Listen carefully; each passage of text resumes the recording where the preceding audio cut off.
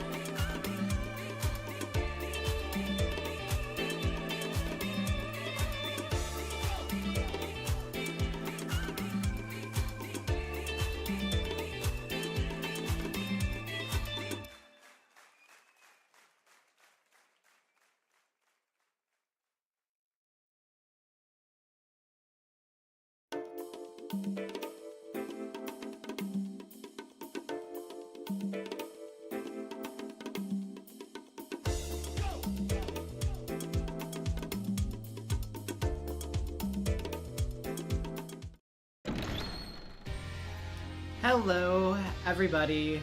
Once again, welcome back to Spirit of Justice blind playthrough. We're starting case 2 today. It's gonna be lots of fun. I apologize in advance if this one is a little bit shorter than usual, by the way. I've just been extremely tired this week, and I was hoping that I would maybe feel a little bit less like that today, but not really. So we'll see how it goes. But for now, let's just go ahead and get right into it.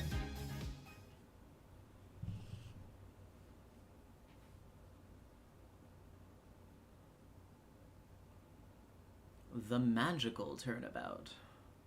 Have I been sleeping? Yes, just not very well. I've been having a lot of trouble with it recently. Okay.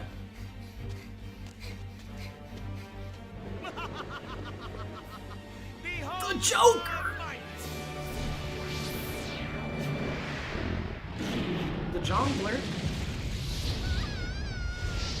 Oh, okay. R.I.P., I guess. That's so sad that you're dead. Or not. Yo! Trucy gets her own pre-cure episode.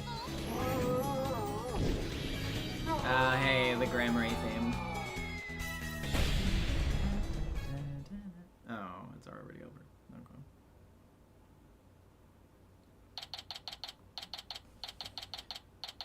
Okay. Penrose Theater, alright. And that's how the evil magician, Mr. Reyes, was defeated. Dies. Suffocated under the hat. Firesonic225 with the $5. I'm so excited to see you play through what is, for me, my second favorite case in this game. I hope you, as well as the rest of chat, enjoys this case. Oh, okay. Exciting. Promising. See you for Act 2, everybody! Brava! Brava, Trucy! Wow, Apollo. Wasn't that a great trick? You bet. I've never seen such a great magic act. This is fucking Game Gear ass music. Did you know they even featured Trucy's show on TV this morning? Penrose Theater, a well-known gateway to success for entertainers. Yeah, they got a giant cube sticking at it. It seems a little bit precarious, honestly. I feel like that might be a little... I don't know. Maybe it's just because I watched all of the Final Destination movies in the past week, but something about that just gives me an anxious feeling in the pit of my stomach to look at. It's here at this famous theater that we'll finally get to see Trucy Wright's Trucy in Grammary Land, the long-awaited revival of the magic of Troop Grammary. Wow. You actually have a reference to a previous game. That's Orzo with Canadian $20. One of my favorite cases in the trilogy. Yay! Very exciting. Wow, that explains why there's a TV crew here to cover the show. This is the perfect opportunity to promote the Write Anything Agency, too. After all, people look up things they see on TV, right? But wouldn't they be looking up the talent part and not the law part of our agency? Mamma mia, you're right. We'd get nothing but requests from Trucy's fans, wouldn't we? Going fucking Mario mode. Kirby Superstar 44 with the $5. This case has my favorite Ace Attorney character of all time. I'm super excited for you to meet them. Interesting. Okay. Very interesting. Oh, well, guess we'll have to make it the old-fashioned way. Oh well. Not oh well. My name's Apollo Justice. I'm a rookie lawyer with only about 2 years of experience under my belt. We're here to see Trucy's magic show. She's a fellow member of our agency. We came on behalf of our boss, Mr. Wright, who's away on a trip. Oh, okay, so they're not in the same place. Twisters 4 with $5. Listening to stream while driving to Ohio. Love you, Mercy. Yeah, I hope you have a good ride. I'm also going to be on the road for a while in the next month or so, I feel ya. Oh, and did you hear, Apollo? Even though it's only her debut, her shows are completely sold out. What? Really? That's amazing. Voila! A star is born. Who knows how far she'll go? I actually did kind of think that as well, Rihanna. Yeah, her hair looks a little bit browner on this model. It definitely, like, I feel like I remember it being a little bit more orangish, like bright orangish, before than it is here. I don't know. That's interesting. At this rate, nothing in the world can stop us. You do realize this has nothing to do with you, right? This is Athena Sykes. She's another member of our agency. She may not look it, but at just 19 years old, she's a lawyer as well. What do you mean, she may not look it? Of course I look the part. Care to explain how, exactly? Oh, come on, have a heart. Stop treating me like a child! That gadget around Athena's neck that spoke just now, that's Widget. Hold on just a second. Okay, there we go. Widget helps Athena out with her special field of expertise, analytical psychology. He also has a habit of blurting out whatever Athena's really thinking. Yeah, this little guy can be a little unruly at times. Hey, upgrade me already! So, yeah, he has a habit of speaking Athena's true mind on things, except for when he spontaneously develops a personality of his own. Your attention, please. The show will restart after a 20-minute intermission. We ask that you please be back in your seats before the next act. Thank you. Hey, why don't we go say hi to Trucy in her dressing room during the break? Oh yes! Let's go see the big star! I'm so nervous. What should I say to her?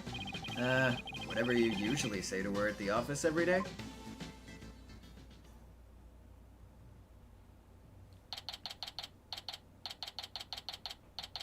The bunnies. The bunnois. Oh, hey, they have the original Troop Gramarye poster in the back too, but also with this other Joker fellow. That's interesting. I don't remember there being that guy. I don't remember that being a thing before. I guess that's new, maybe. Anyway, I still think it is really funny to have the poster of all of them together, given like the sordid history involved. Of course, I'm just sorry. I just man, not that I'm complaining or anything. I just think it's just kind of funny. Anyway. So this is Trucy's dressing room. Looks like she's busy over there with someone. Could you sign this, please, ma'am? Sure thing. Just the one sheet in this clipboard, right?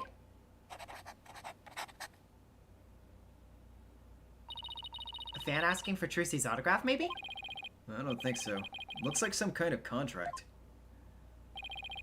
Thank you very much. I'll get this to the producer right away. Great, thanks. Oh, Polly, Athena, you came! Of course! Congratulations on your big debut! Thanks. Who was that just now, by the way? Somebody from Take-Two TV. They want to turn my magic show into a TV special. They're planning to broadcast it nationwide. Can you imagine? the fucking Eto bleh. Wow, you really are a big star. Gross. Hey, can I get your autograph later, Trucy? Sure, my signature's in high demand today. Would you like one too, Polly? Yeah, actually, I would. Oops, looks like I ran out of flyers, so we'll have to sign your forehead instead. Hey, knock it off! Look, just forget about the autograph. This is Trucy Wright. She's a magician and Mr. Wright's adopted daughter. She's becoming quite renowned in the magic world these days for her impressive skills. A lot of people get this wrong, but Apollo's actual job is being my magic assistant. No, you're the one who gets it wrong. She's also my sister, but I don't know that because apparently they were going to tell me that at some point and then they forgot. Oh, think you can do that trick you always do at the office for me, Trucy? Okay.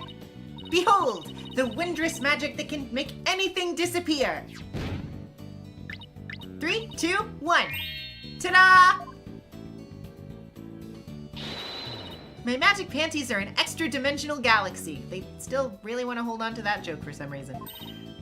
Brava, Trucy! Brava! Okay, but why do you always have to make my attorney's badge disappear? Well, that's because out of everyone at the Write Anything agency, you're the one I get the best reaction out of. That doesn't make my poor badge feel any better. Thanks again for inviting us, Trucy. Thank you for coming. Your show sure packs a wallop. I nearly fell out of my seat when that dragon showed up. I'm just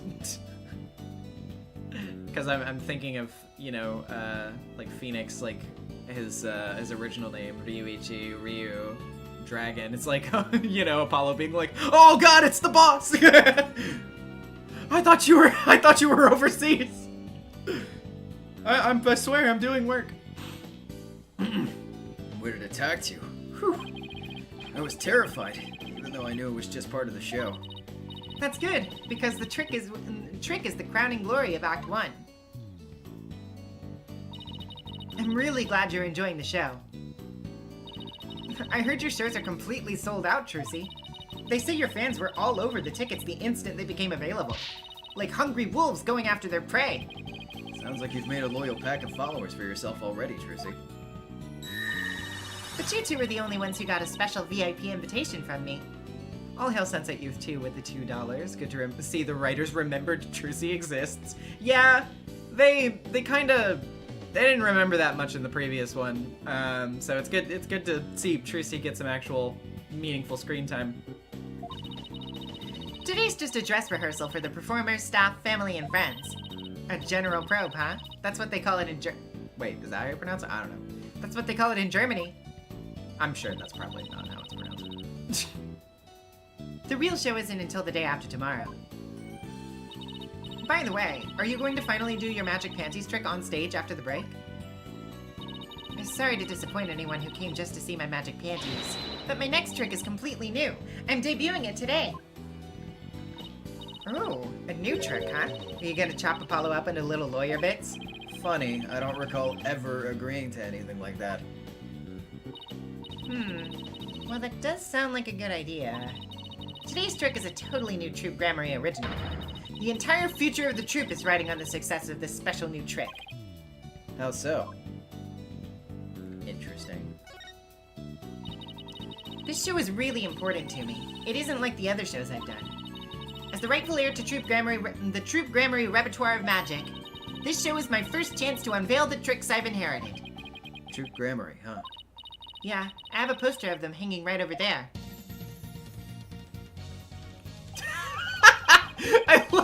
I love the, like, fucking menacing pose. Oh, yes. I control them all. They'll never catch me. Oh my god. Oh, Jesus. Feels like it's been ages since I've seen a picture of them. Troop Grammary was a group of magicians who dominated the magic world in their day. Trucy's the sole heir to the troop's entire repertoire of stage magic.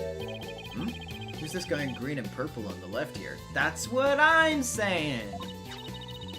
Oh, that's the great Mr. Reyes, the other magician in today's show. He used to belong to Troop Grammary too, a long time ago. Did he now? Hey, so tell us more about this special magic you're going to reveal today. It's a secret Troop Grammary trick, left behind by my late granddaddy, Magnifi Grammary. It's never been performed before, so this is the first time it'll be seen by the public. The bandana D with the $5. Troop Grammary! And Reyes! That's literally how it feels. It's like, what? Huh? Where did you come from? Oh, Reyes. Okay. Yeah. I mean, yeah. I don't know. Oh, Mr. Yeah, so it's, I see. Okay, I get the joke now. Fucking Riddler ass. Anywho. His name is Retcon. Jesus. That would actually be very funny if that was true. The grand unveiling, huh? Wonder she's been working so hard. Well, I'd better get going. Where to?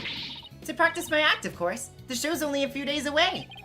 You're really pushing yourself. Didn't you practice until late last night, too? Yep, because everything's gotta be just right. What, the right? Well, it's like the old Phoenix, right? Okay. Trucy inherited all of Troop Grammary's magic tricks from her father when he died. And the troop's entire legacy is now resting on her shoulders. No wonder she's feeling the pressure. Cutting to fucking, Volant in jail, like, Yeah. Can't really do much in here. Maybe a prison break.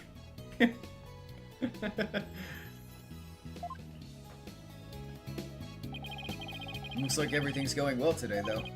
I mean, that last trick was perfect. Grace under pressure, that's me. After all, a true entertainer always keeps a smile on their face. That's the Troop Grammary creed. It's hard to believe you accomplished so much, even though you're still in high school. But to tell you the truth, I'm actually pretty nervous.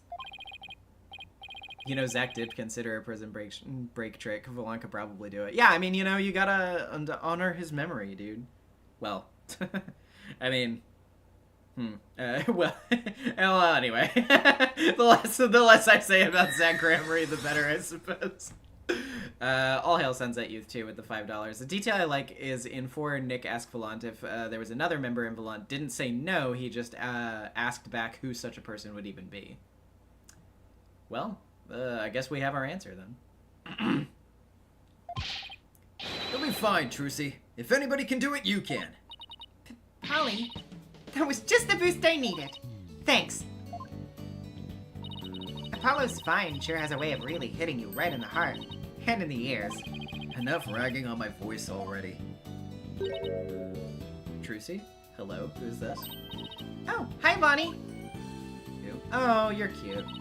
It's almost time for the second act. Oh, okay, thanks. Well, Apollo, Athena, enjoy the rest of the show.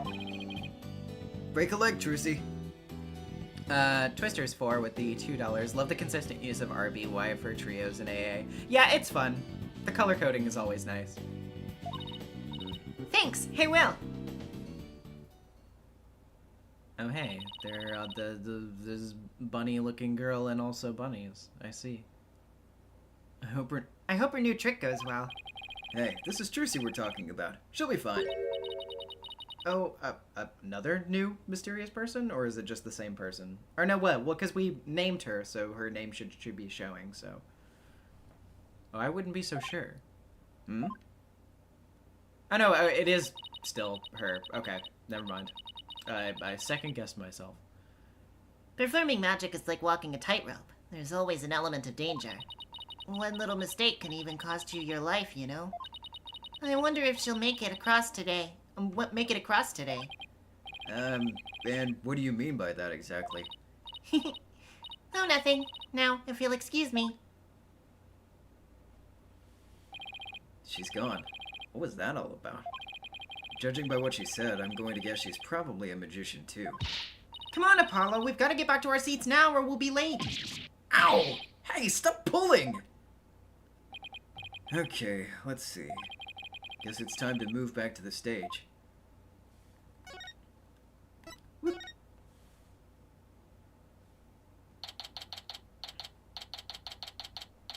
Whoa, gee, it's a coffin. I wonder if somebody's going to die.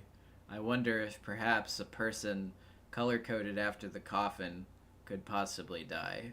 I have no understanding of why that would happen, however. I'm sure it's fine. Hurry up, Apollo. It's about to start. I want to see what Trucy's next trick is. You're really wound up today, aren't you? Why don't you take your seat and try to relax? Whoa, look! There's a TV reporter over there! With a TV camera and everything! Oh yeah, baby. Athena, sit down! You're blocking people's view! Yeesh, I feel like I'm babysitting here. Smart Alec with the $5. Have you noticed that Bonnie doesn't have a 3D model? What? Does she not? Hello everyone, I'm reporting from the beautiful Penrose Theater, where the public performance of Trucy in Gramarye begins in just 2 short days. But today, they very kindly agreed to give us a sneak preview. Isn't this exciting? Apollo, do you think I was on TV just now? How should I know? But if you were disgracing our entire agency, that's for sure. Hey! What the heck is that supposed to mean?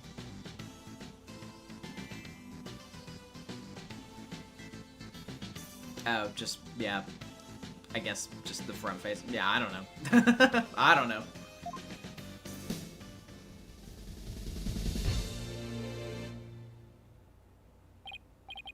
Oh, here it comes! Now, give up your dastardly ways! Oh, I timed that just right. Huh? Gone. Over here.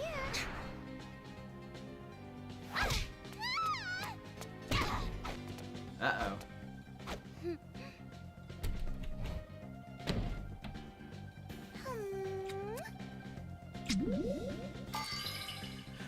Oh no, Mr. Hat! Come now, Mr. Hat. Offer the girl's life up to Mr. Rias and bring him back to life. You can't do that. Mr. Hat is too powerful. He'll kill her for sure. Oh. What? Just when and how did she make the switch? You won't be reviving anyone today. Happy times. I'm just thinking of the Patchy the pirate, like, Mr. Hat betrayed us! I have to get rid of all of my Troop Gramarye merch. All of it! Wow, that was amazing! I have no idea how she escaped that coffin. I'm glad Trucy's escape trick went off without a hitch. Yeah. Hello.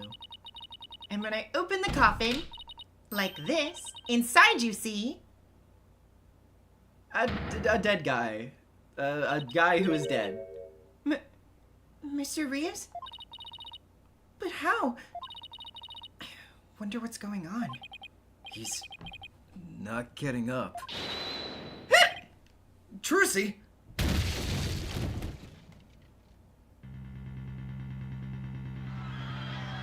Hey.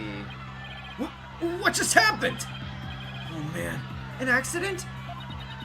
Is like that guy dead? Wait, that's not part of the act? Attention please. For your own safety, we ask that everyone please evacuate the building. What's going on? Is Trucy okay? Outside, everyone. Evacuate immediately, please. Whoa, hey! Stop grabbing at me! Trucy! That theater? That was auditorium number 180.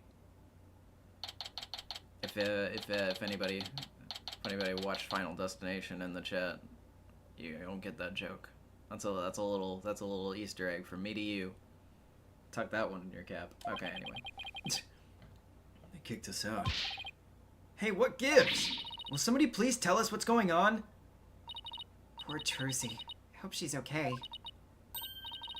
Hey, here comes that staff member from before. Your attention, please. We regret to inform you that today's show's been canceled. What? But I was looking forward to the rest of it.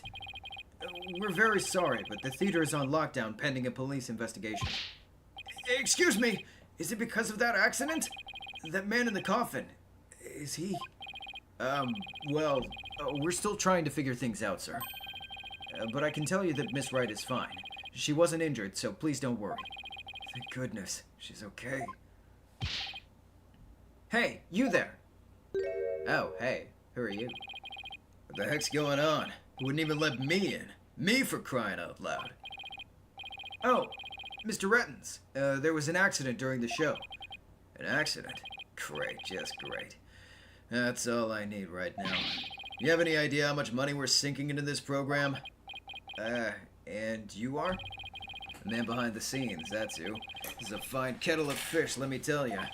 Spinning all this is gonna be a real pain in my posterior, believe you me. Spinning? As in covering it up?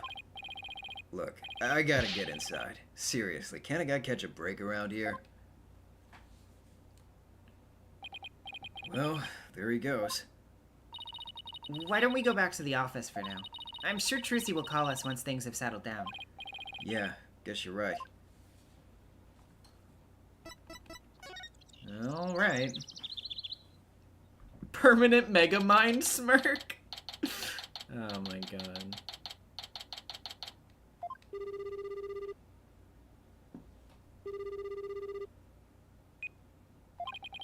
It's no use. Can't get a hold of Mr. Wright. Wonder if something happened to him in Karine. Maybe he got caught up in some kind of trouble again, as always. Yeah, trouble's drawn to him like iron filings to a magnet. Filings to a magnet. Hey, Apollo, speaking of Karine, they're showing something about it on TV right now.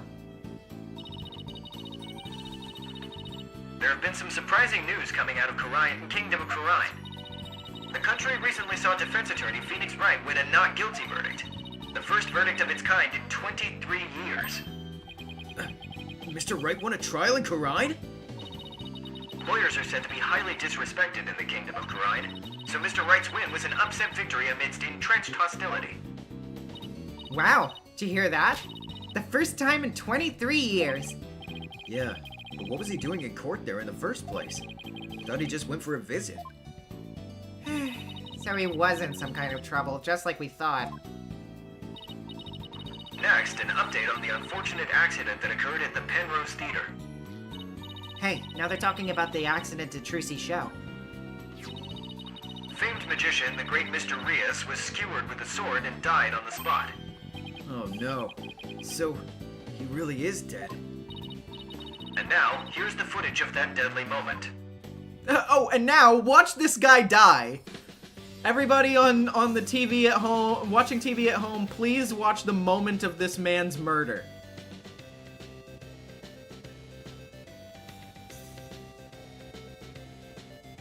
Watch carefully, children. You can actually see the moment that the blood leaves the box. Boy, would I hate to be that guy's family right now. If they're watching, I hope they realize how screwed up this is. Us here at the TV station will willingly send you a tape if you ask for it. Jesus Christ.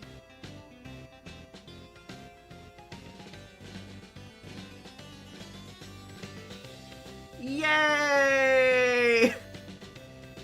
Yeah, what the fuck? Why isn't this on Live Leak instead of the local news? Her face, she's like,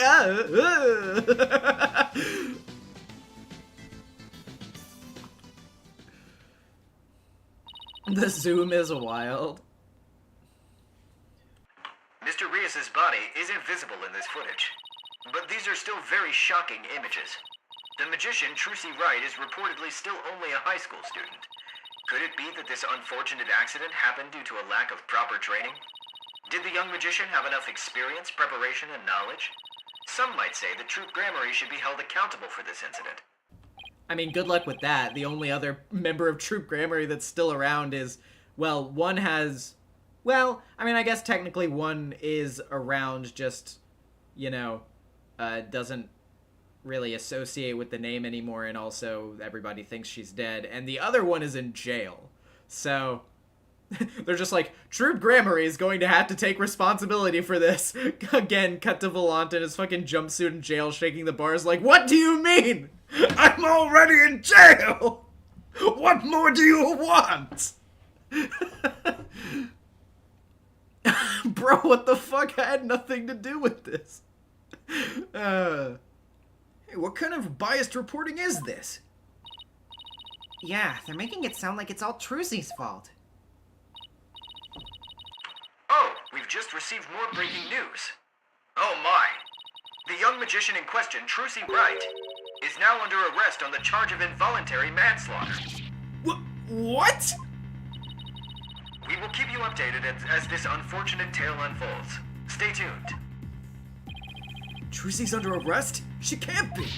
Apollo, we've got to do something! Yeah, let's get down to the detention center right away. But before I forget, I think I'll jot a few things down about the case. I'll just open up the court record with RB. But first, before I go to save my sister from her murder charge, I should press the RB button on my Xbox controller. Jesus. Yeah, and look at my badge. Oh, well, not the tabs, I guess. Okay, yeah. And flip to this bottommost tab here with LB or RB to make a few notes. I don't have it yet. I can use it like a kind of to-do list. If I ever get stuck, I can just refer to these notes. Okay, yeah, there they are. Go talk with Trucy. Yes, I understand. I know. Anyway, let's go.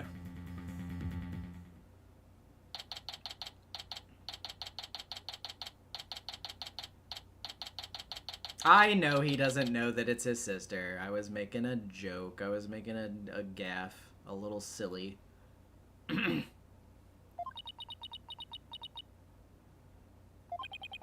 Poor Trucy. What can we even say to her? Oh! Holly! Athena! Trucy, are you okay? I'm fine. Don't worry about me. We saw the news about the accident on TV. Guess I can't Houdini my way out of this one. I got arrested and everything. They say I'm the one who caused the accident. But that's not true, right? To be honest, I don't really know. I mean, I have no idea how an accident like that could have happened. The trick went off without a hitch. I'm sure of that much. Still, the police just won't listen to me. They've already decided that it was all my fault. I'm exhausted after all of their questioning. Looks like she's been able to hang in there at least. Yeah, she really is one tough cookie. I know you're tired, but can you tell us a little bit about the accident? Yes, of course. Go ahead and ask me anything. I'll be fine.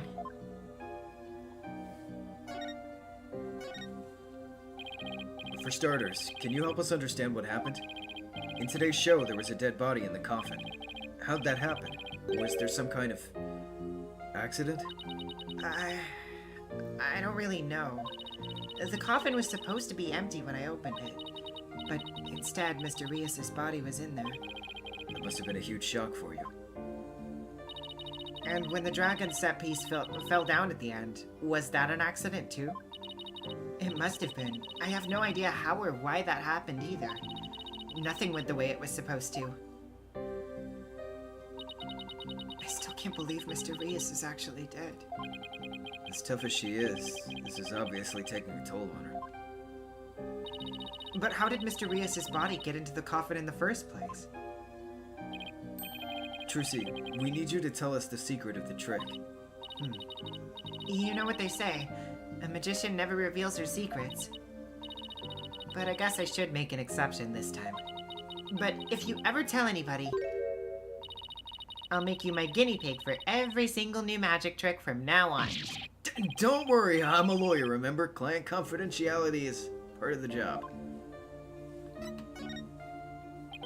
So let's call this trick Trucy's Great Escape. How'd you get out of the coffin? Alright, here goes. I'll reveal the trick just for you two. Prepare yourselves for an exclusive explanation by magical girl Trucy Wright. There's a secret trapdoor in the stage that leads down to the understage passage. A trap door? So when'd you slip down into the understage passage? Uh-huh. Gee, I wonder where that sounds familiar from. Remember when Mr. Hat was on stage holding a sword next to the coffin? Well, by then I'd already escaped from the coffin and was waiting understage. And while I was down there, I did several things to get ready for the next part. What technique? Okay, so what happened next? Mr. Hat was quickly raised up to the catwalk by wire. There's a cushion up there that acts as a shock absorber when Mr. Hat hits it. Meanwhile, I popped back up onto the stage through a different trapdoor. And voila! The switch is complete!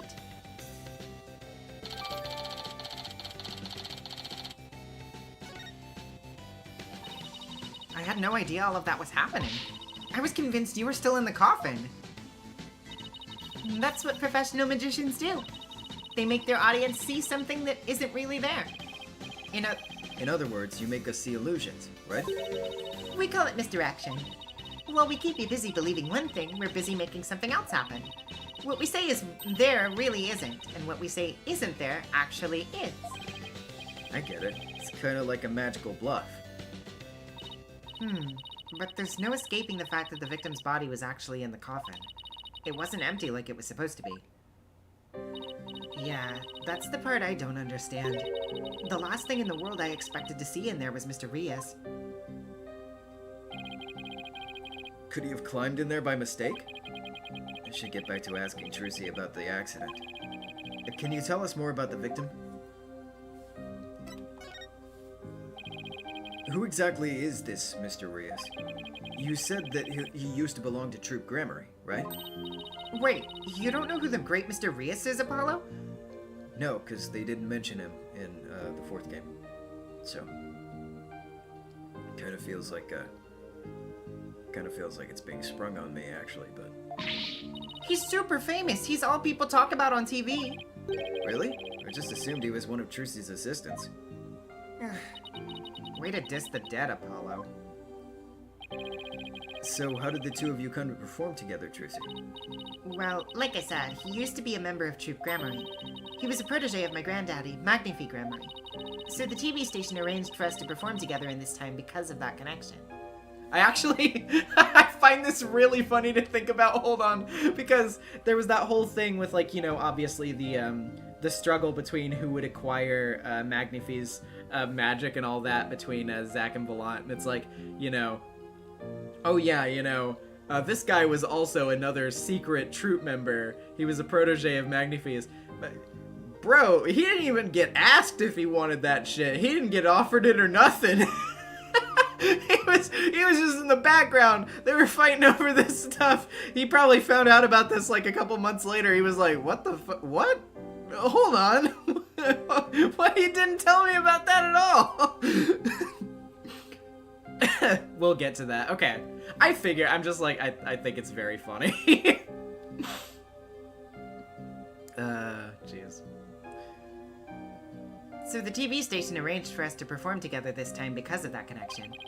Did he continue performing as a magician after he left Troop Grammary? No, he got injured while practicing for a show about 13 years ago.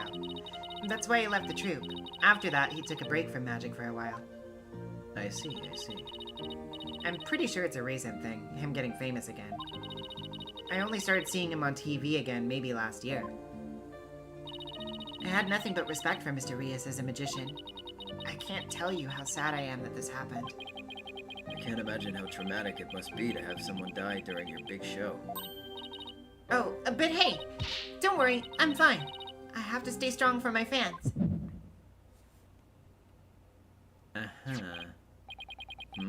My bracelet's reacting. People tend to unconsciously tense up when they're trying to hide something. And when I pick up on their distress, the bracelet around my wrist starts to feel tight. So I guess this means that Trucy is trying to hide something from me. Well, guess I should give my bracelet a tap with a tap with Y.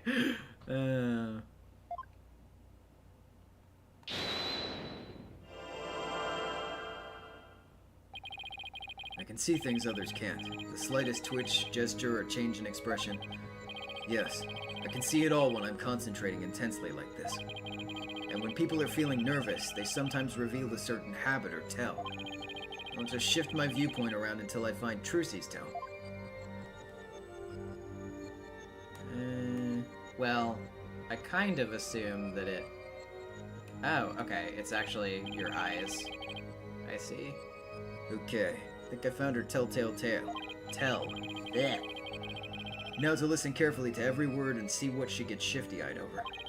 Then I'll perceive whatever she seems nervous about to get to the bottom of things. Don't worry. I'm fine. I have to stay, yeah.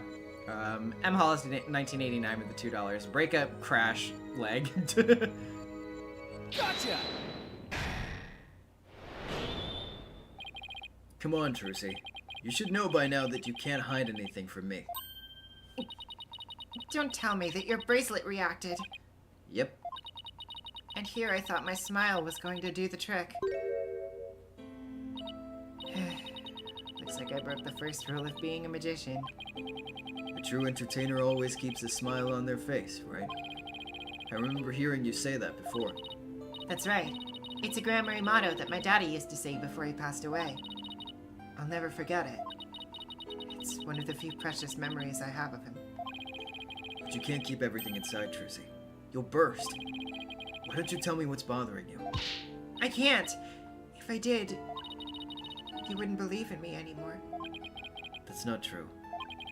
As an entertainer, you believe in always keeping a smile on your face. And as a lawyer, I have a belief that's important to me as well. A belief in this stage diagram. Take that! Your attorney's badge? I swore on this badge that I would always believe in my client to the bitter end. That's the cornerstone of being a good lawyer. Mr. Wright taught me that much. So no matter what you tell me, I'm going to keep on believing in you, Trucy. All I ask is for you to have a little faith in me, too. All right. Thanks, Polly.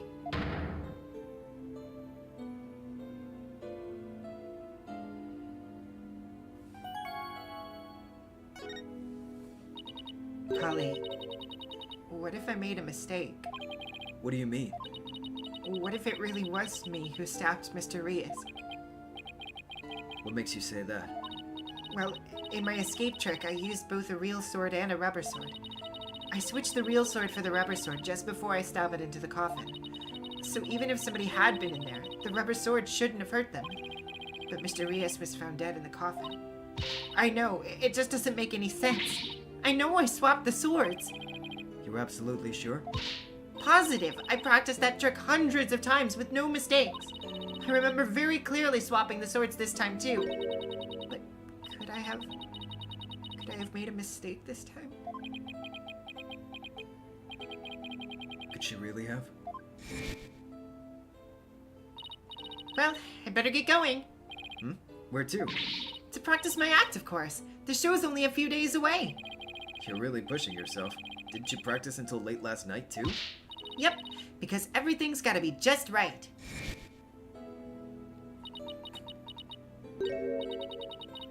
Maybe I really did kill Mr. Reyes. Trucy, The worst possible mistake I could have made. Such a horrific accident right in the middle of my show. And yet, all I can think about is, now that this has happened, Troop Grammary will get its performance rights pulled. There'll never be another show. Everything my family worked so hard for will be gone forever. And poor Mr. Reyes had his whole life and a great career ahead of him. I ruined everything. I destroyed it all. I took it all away.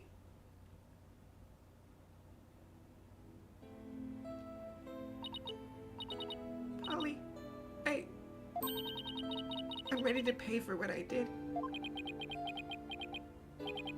Trucy, I don't think you did anything wrong.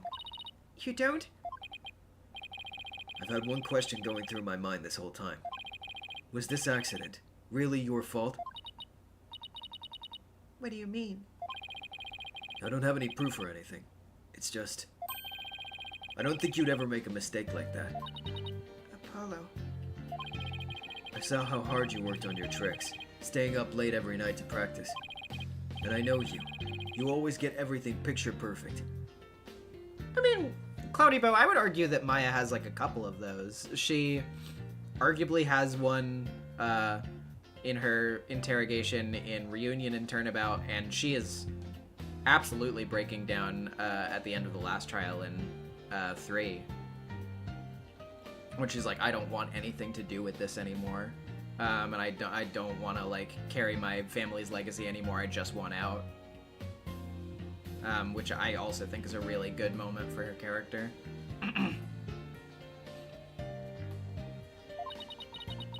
Nobody's perfect all of the time. Still, I think something else caused Mr. Reyes' death. Not any mistake of yours. After all, you're sure you swapped the swords, right? Yes, I remember doing it. Then I just know it wasn't your fault, Trucy. But, how can you say that? We don't have any proof it wasn't me. I mean, I know you're a great lawyer, Polly, but... I believe in you, Trucy. And I believe in your skill as a professional magician. So I'm going to prove your innocence. Don't worry. You're going to be fine!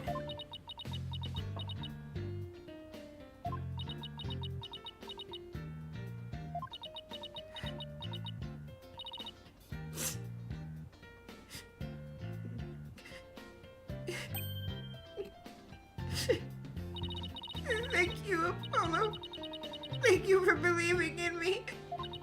I'm going to believe in you too. Good. I'm sorry. I need a tissue. I've never seen Trucy cry like this before. She always seems so strong. But maybe sometimes she's just putting on a brave face. She's still just a kid after all.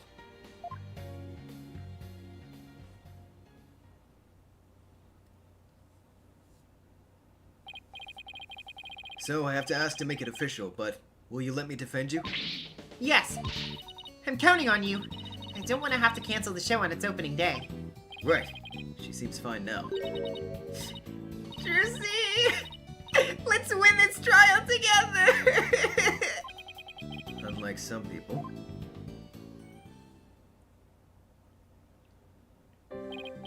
Well, we better get right to investigating. Come on, Athena. Let that nose and let's go. Excuse you! Do you see any snot on my face, Apollo? Yeesh. Talk about an emotional roller coaster. We'll need... Oh, wait.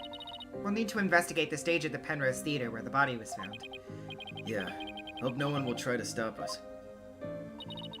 If you're going to the Penrose Theater, can I ask you a favor? Of course. What is it? I left a very special notebook behind in my dressing room. Sure. We can pick it up for you. That notebook is really, really important to me. I don't know what I'd do if anybody read it. Wow, wonder what's in it. The notebook is in my blue handbag on the table. It's big and black. You can't miss it.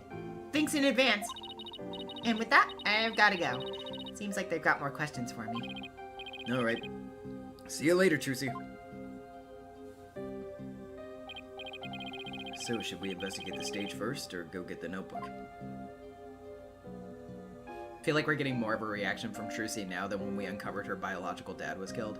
I mean, yeah, I'm more or less, like, fine with that.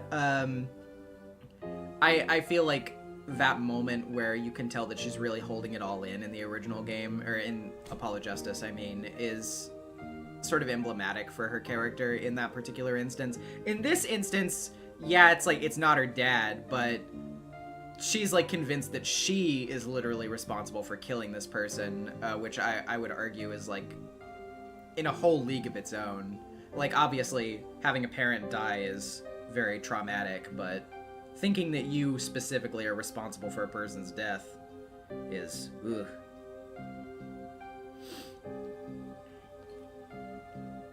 Oh, hold on just a second.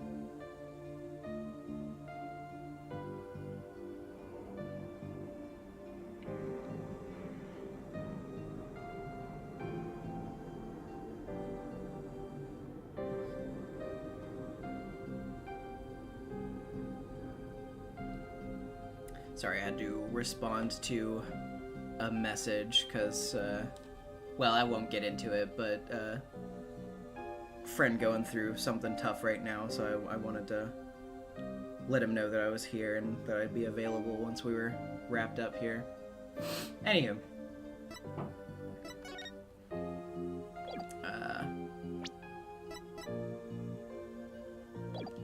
Okay, well, yeah, I mean, we already did that. Yeah, okay. Yeah, let's just go back.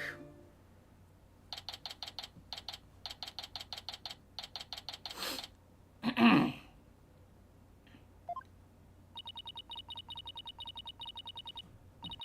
person you were trying to call is not available. After the tone, please record. Tried calling Mr. Wright 100 times, but he never picks up. We've left him some voicemails, so he'll probably call once he gets them. He's going to flip out when he hears what happened to Trucy. Hey, this is the place, the theater where that magical murder happened. Oh yeah, wonder if they brought the dead body out yet. I hear they already arrested the murderer. They say it's a young girl. Yeah, high school student. Can you believe it? Kids these days. What's with all the curious bystanders? They sure are kicking up a fuss. How dare they call Trucy a murderer? They've got some nerve! We can't let people think that about her. We have to defend her. Apollo? Is that you? Who? Oh, what the hey! Emma!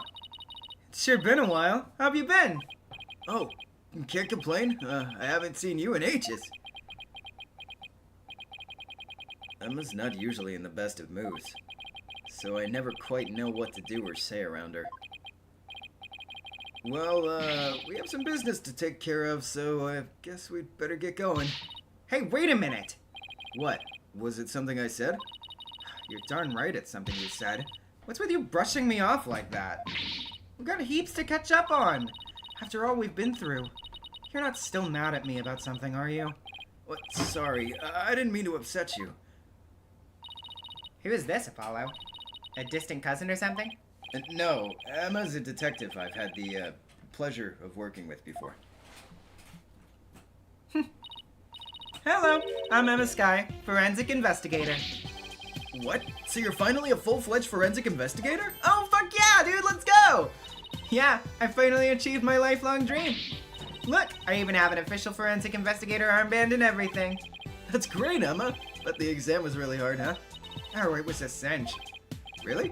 Because I thought you said something about failing it over and over. Well, never mind that. The important thing is, I'm not a plain old detective anymore. So no more boring old investigations for me. I'm so happy I could hug the whole world. Coming from you, that's really something. Criminals beware. Fingerprinting, luminol testing, DNA analysis. Emma Sky is raring to go, so bring it on. Wow. Guess it's goodbye, grumpy clouds. Hello, fanatical sun. She's very cheerful, isn't she? Is it because of the weather or something? She sure wasn't like this before. She was pretty frustrated back when she was assigned to the Criminal Affairs Department. And she was always munching on chocolate snackoos to relieve her stress. Snackoos and stress are a thing of the past. I've said goodbye to both of them. And may you never have to see either again. By the way, you two here because of the murder? Murder? Don't you mean the accident? Oh. Then I guess you haven't heard. The case is being treated as a straight-up homicide now. What? Just so you know, I heard that the prosecution is going to argue tomorrow that Trucy outright murdered Mr. Reyes. What? Are you kidding? They're treating it as a murder? Emma, please tell us everything you know. Of course. Anything to help Trucy.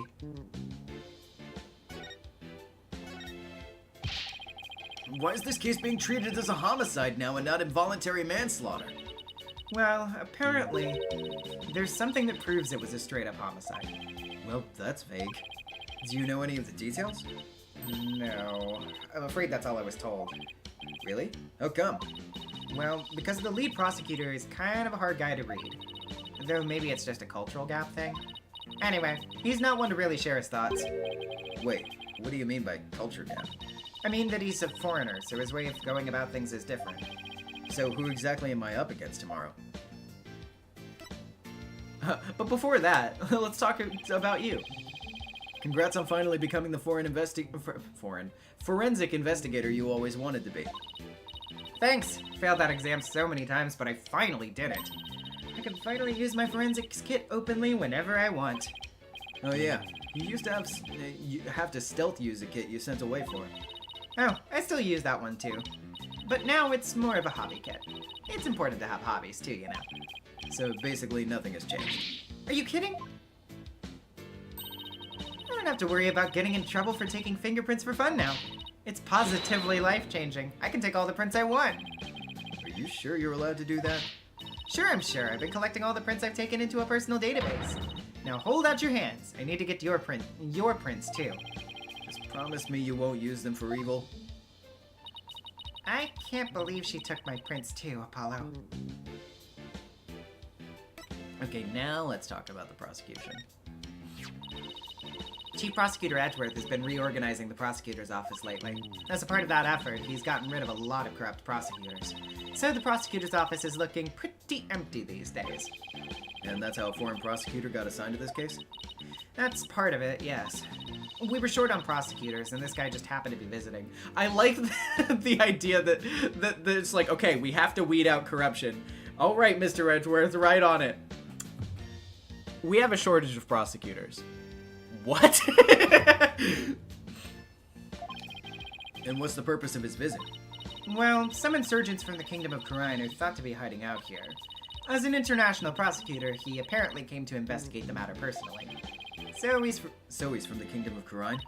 That's right. He's also a Khura'inist monk. A monk? So how did he get assigned to this particular case anyway? Seems he's very devoted to furthering his studies as a prosecutor. He wanted to learn how crime scenes are investigated here, so he just showed up. So he was just curious, huh? He looked the entire crime scene over quite earnestly. And just as everyone else was ready to call it a case of involuntary manslaughter. This is most certainly a murder. The cruel act of an impure soul. I'm just guessing that it's that guy that I've seen before, but... That's what he said, just like that. Then he volunteered himself as the prosecutor for this case. With the shortage of prosecutors right now, the prosecutor's office was glad to have him. So Trucy was arrested for murder all because of this guy, huh? I have to say, he's definitely not your typical prosecutor. He says court is where a victim receives their last rites. Where the truth is revealed, the criminal is judged, and the victim's soul sees salvation. Receiving last rites in court allow the victim to finally rest in peace, or so he claims. So, to him, a trial's like performing funeral rites for the victim, huh? That's certainly a unique way of looking at it. His name is Nayuta Sadmati. What? Nayuta? Sadmati? That's right. I don't know if I'm saying the last name entirely correctly, but I feel like I feel like. Just let me know if I screwed that up at all. But I was slightly more confident about that one. What? Do you know him or something? Oh, I guess you could say I've heard of him. Saying it right? Okay, awesome. Nailed it the first time. Yeah, well, he is pretty famous. Really? Yes, they say he travels the world, solving difficult case after difficult case.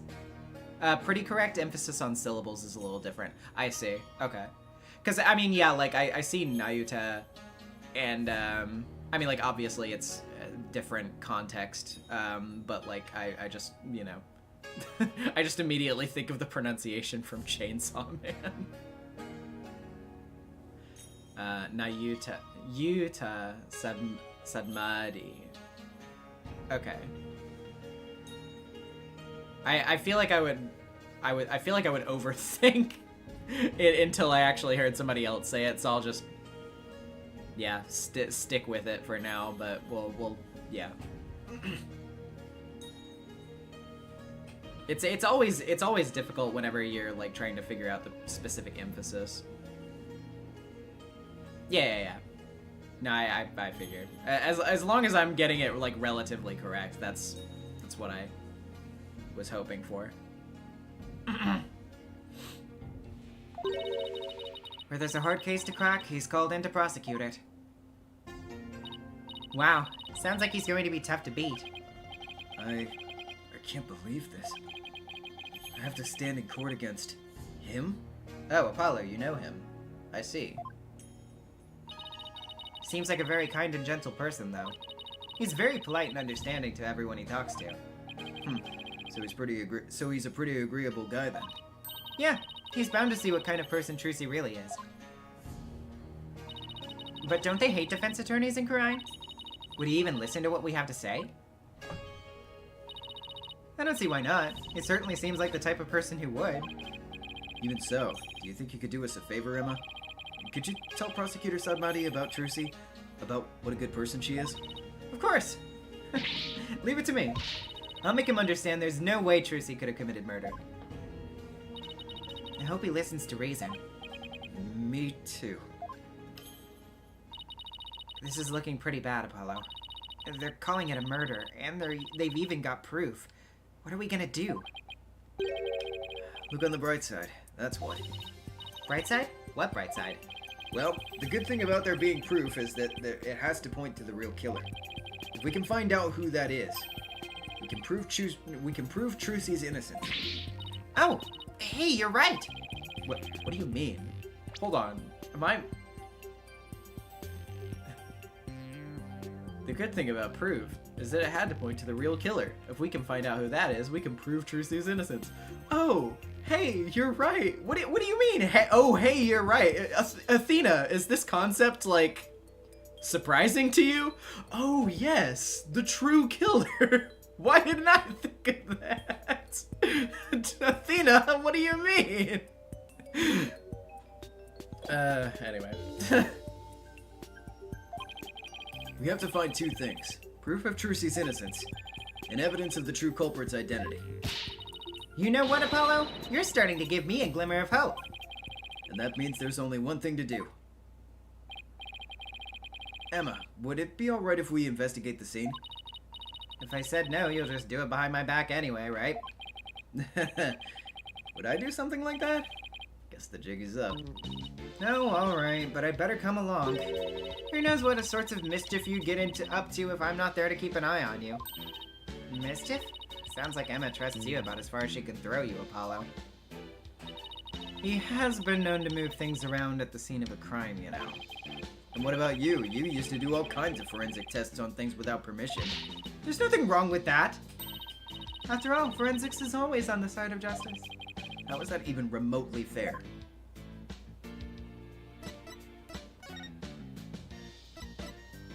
Yeah, I guess we'll go to the stage first then.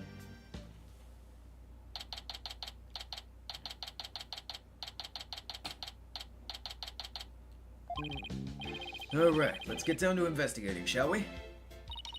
Just make sure you don't move anything, or I'll get in big trouble. Fine, I promise. To only move the things I have to. Well, I have my own investigation to conduct, but let me know if you need anything. It's been a while since we've done any investigating. Well, what are we waiting for? Let's dive right in. You do remember how to do this, right? If you don't, I can give you a quick rundown. Should I have Athena give me a rundown? Firesonic225 with the $20. Been loving your videos for a long while, ever since the Ace Attorney retrospectives, and was wondering if you had any tips or advice for those looking to start voice acting, or who have been for a while now.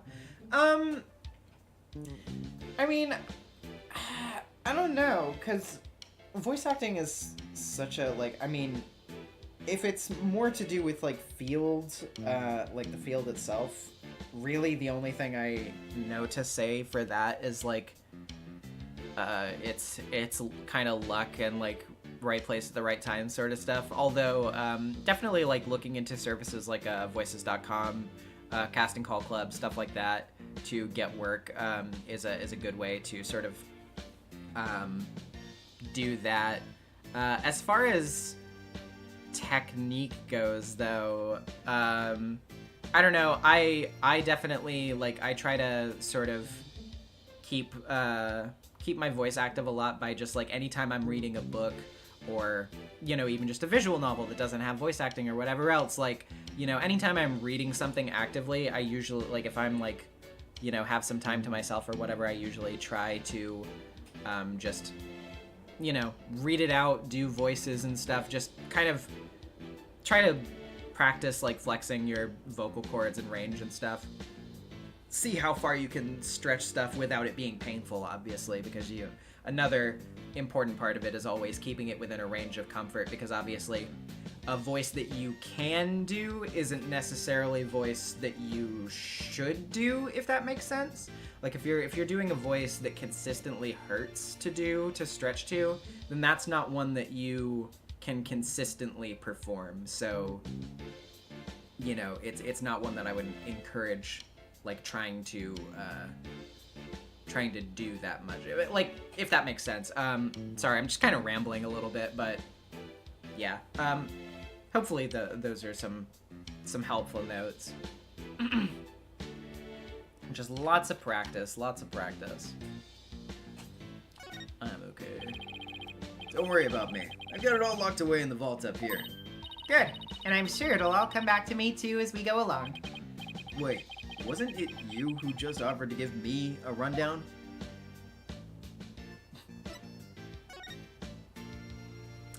Okay, so let's see.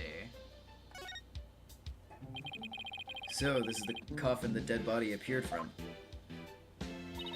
I actually haven't examined that yet. Would you two mind giving me a hand?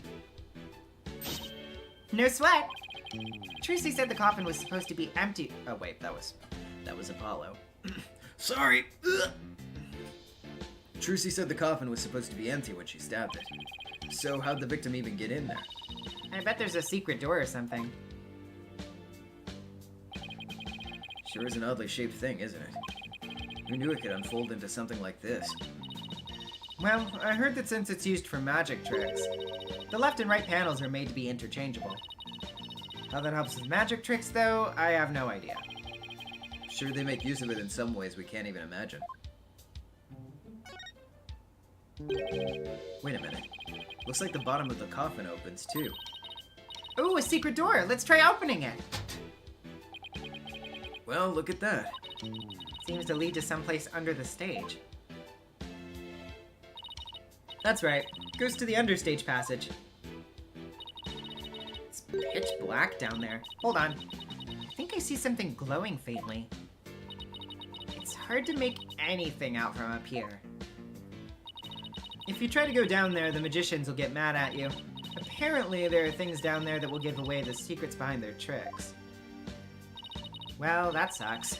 It's all right there and we can't even check it out? We're definitely gonna have to examine that understage passage at some point, though. Okay. White outline, huh? So this is where the body was. What exactly did it look like just after the incident occurred, I wonder? Oh, I have a photo of the crime scene. Here you go. Oh, wow. Looks like he was stabbed in the back. Yes, that's definitely what killed him. Well, then wait. That's already kind of like a bit of a weird thing, though, because the way he was oriented, you would think that, like, that he would be, like, because the way that he's oriented there, he falls on his stomach, which means that he would be upright in the coffin facing the lid. And the hole that he got stabbed through, presumably, what they're arguing, is that he got stabbed through a hole that was in the side of the coffin. But then, you know, so wouldn't it have gone, like, if it was Trucy stabbing through the box, then wouldn't it have gone in his side instead of his back? What's this thing around his waist? It's a stunt harness. A stunt wire can be attached to it so the person can float and fly through the air. Come to think of it, he did fly in Act 1, didn't he?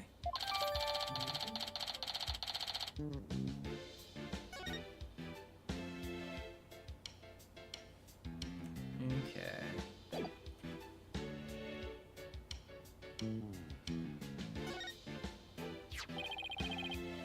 There's a sword here. It's covered in blood. Must be the murder weapon. Trucy said she was sure she switched it out with the rubber sword. Unfortunately, this one certainly doesn't look like it's made of rubber. Hey, Emma, were there any fingerprints on the sword? Let's see. According to my data, no prints were found, but that could be because the culprit wiped them off. Come to think of it, Trucy was wearing gloves during the show. So she certainly wouldn't have left any prints, either.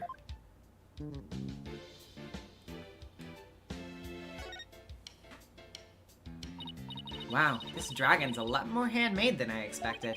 Yeah, well, I can't tell you how many hours I put into that freaking thing. What? You made it? Trucy had me help her put it together, you know, as her assistant. She has you wrapped around her little finger, doesn't she? Trucy's smile has some kind of magical power that makes it impossible to say no. The power of my smile and a loaded gun. Emma, can I ask you a question? Shh! It's the best part! She won't even look this way. Oh, what great prints! Another set for my collection. She certainly seems to enjoy her work, doesn't she?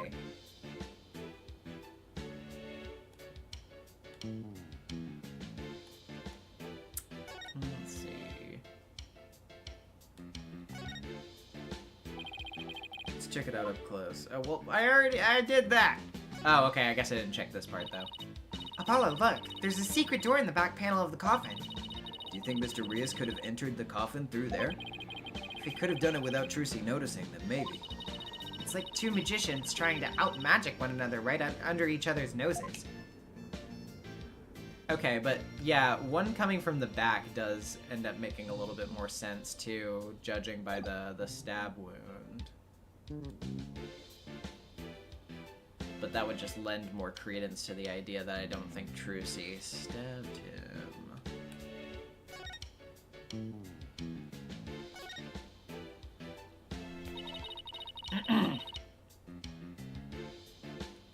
Oh, so apparently they never addressed that, Daniel? I see.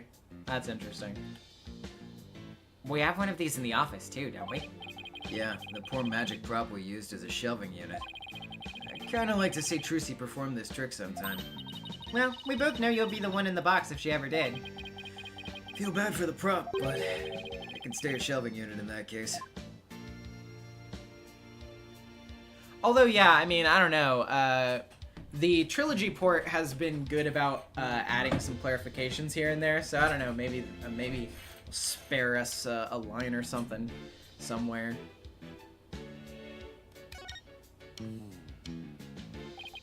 This is what they call a set piece. It's a piece of the onstage scenery.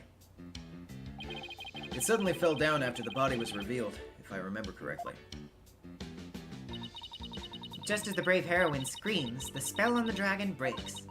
Losing its wings, the dragon falls to the ground. That moment marked the collapse of Trucy's magical kingdom. Magic, huh? Yeah, sure. The timing was so perfect, I'd be genuinely surprised if it was magic.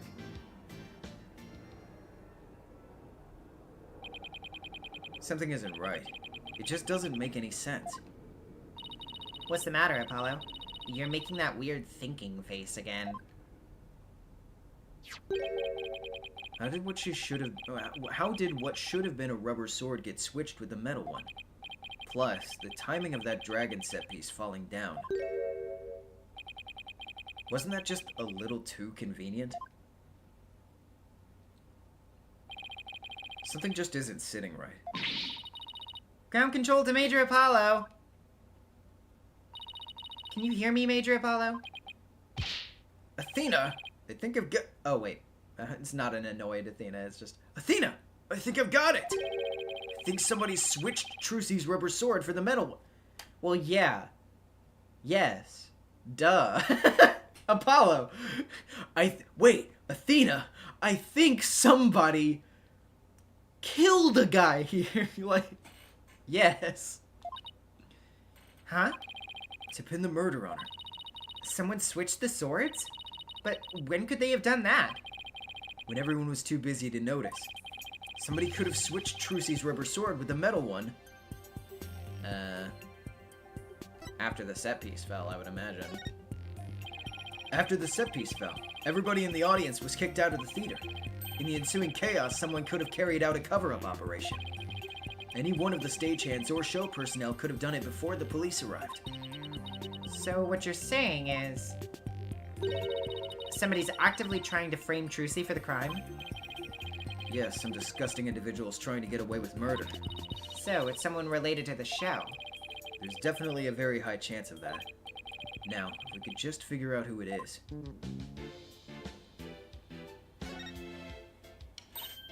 Oh, I've seen something like this before.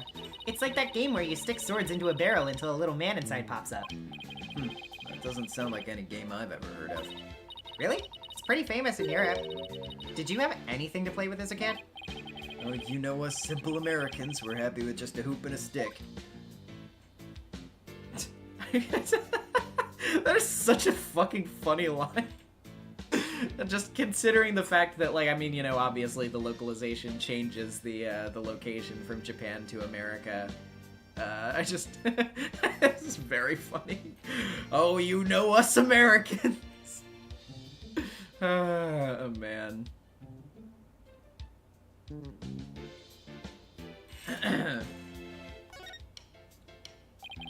The video camera is pointed right at the stage. Wonder what it recorded. Want to take a peek, but Emma would. Wow, this residue data is so fascinating. She's so fixated on that bloodstain data. Her eyes are getting bloodshot. Quick, Apollo, while Emma's off in Forensics Fantasyland. Let's see what's recorded on the camera.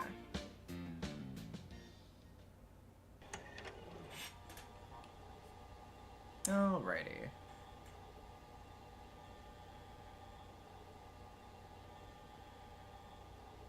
I'm telling you, it was Mr. Hat.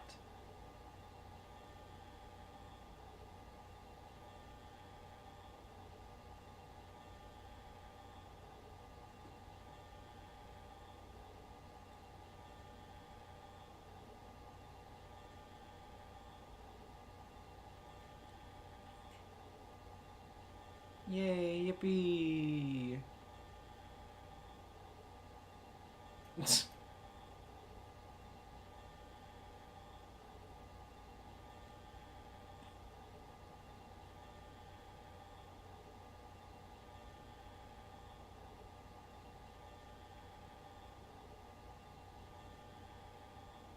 Oh. Oh, gee. Oh, no.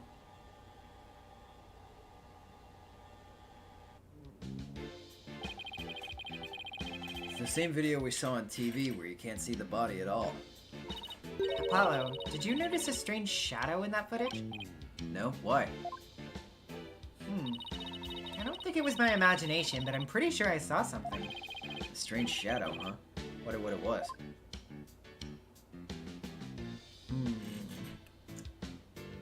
Interesting. Oh, hey, this is a curtain. Wonder what's behind it. The backstage area. There's magic equipment and stuff like that back there. I'll open it a crack and check it out later. You weren't thinking of opening that curtain, were you? Who, me? Would I ever do a thing like that? Rats. Guess I'll have to ask her to open it for me later.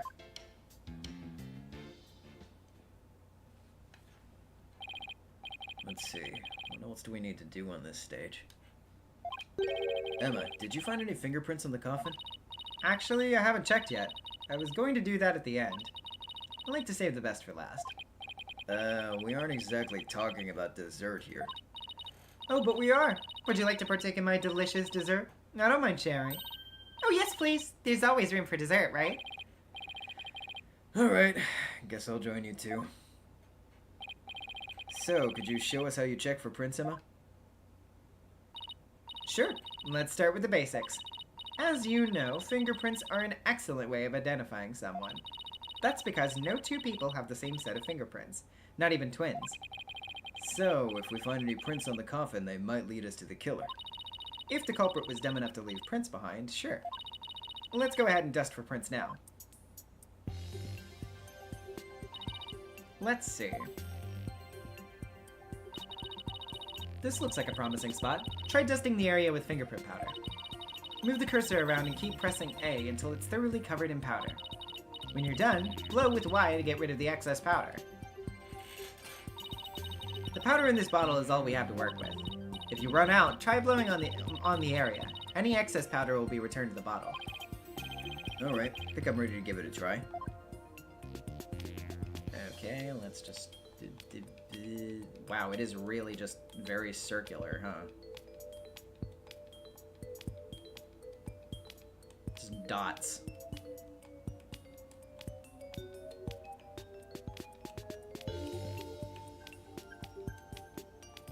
Well, let's keep patting until we have nothing. Okay. You found some prints. Looks like the fingers of somebody's left hand. Now let's try comparing these with the ones we have on file. First, switch to Analyze mode with LB to select a print. Next, select the print you want to analyze and confirm it with A.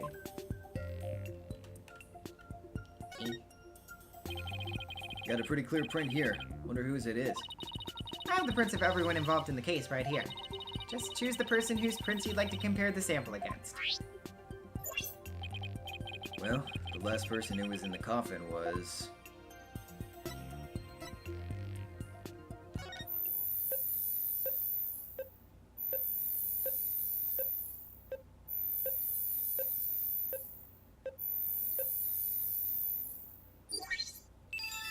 Yep.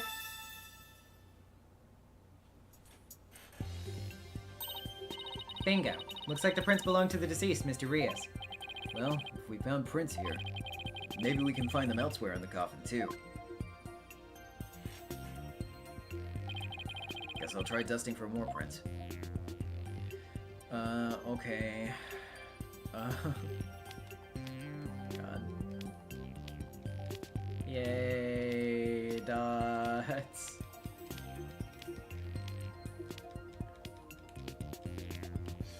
God, this is so slow. It's like such a delay. Please. Please. Okay.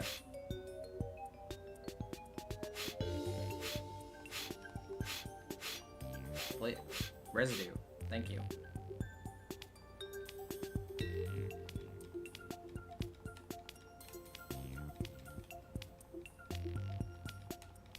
Just do a bit more over here.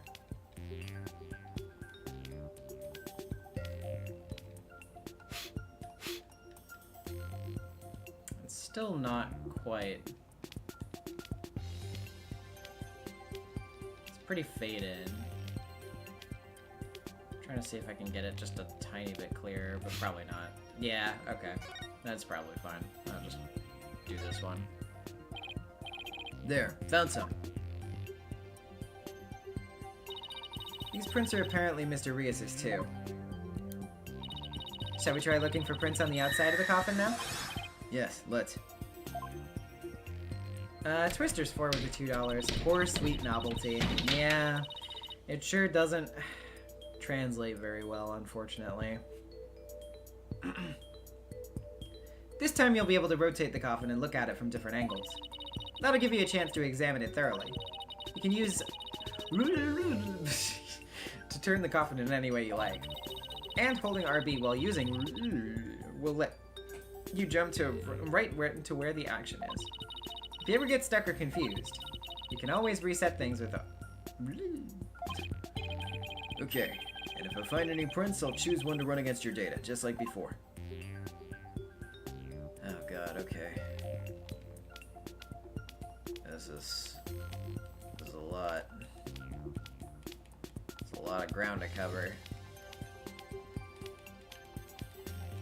Oh, I accidentally made it look like a dog. Hold on. See, there's the ear, and there's 2 legs. And there's the tail.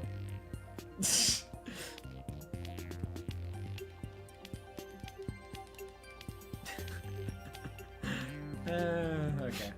Anything? Wait. No. Not really.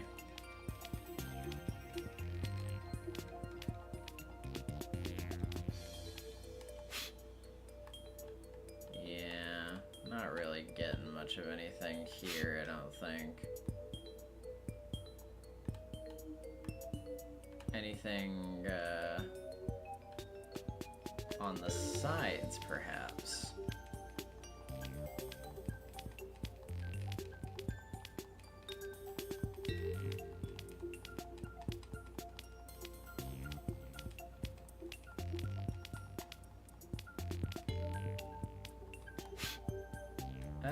Okay, it kind of seems like they're...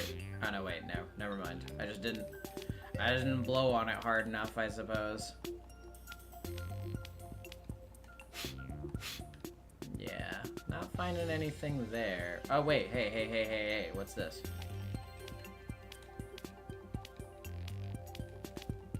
Hold up.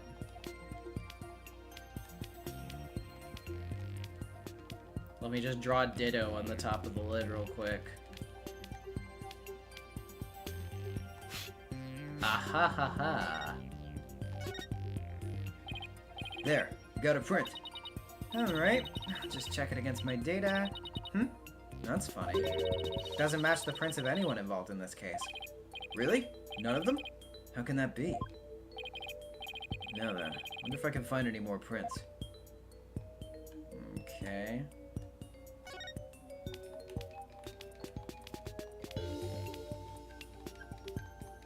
Interesting. God, this would go so much faster on DS. Ugh.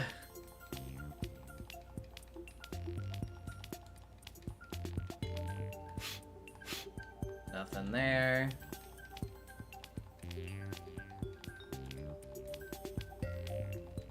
Well, yes, I know 3DS, but I'm saying DS shorthand.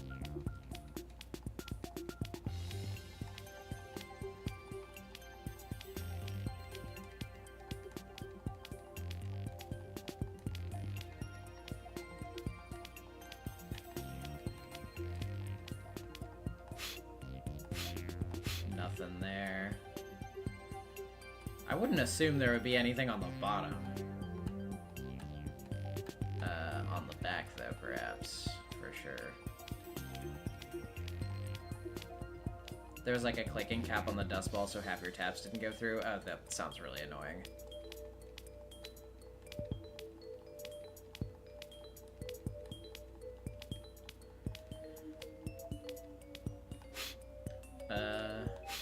No.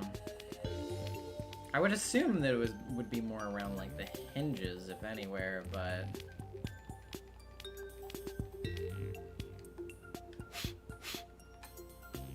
I'm not really getting anything here either.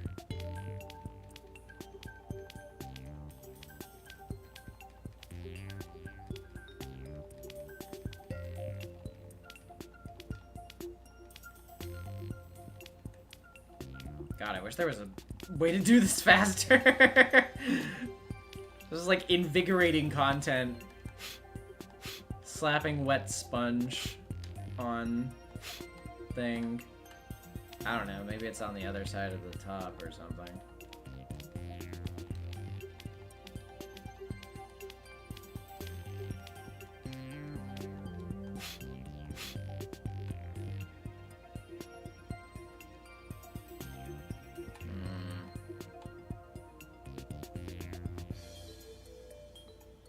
I did try on the sides of the door as well, yes.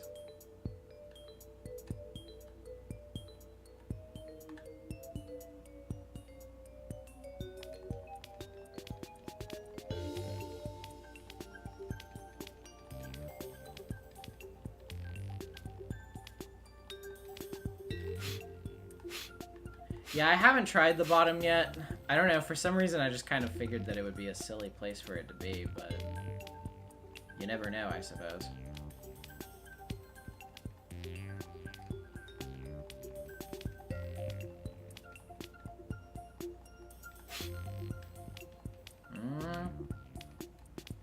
Doesn't appear to be anything. Would this be quicker on mouse? I assume not, considering there is that cap, because yeah, I am like listen to that, like I'm tapping that, but it's like still only going that fast there.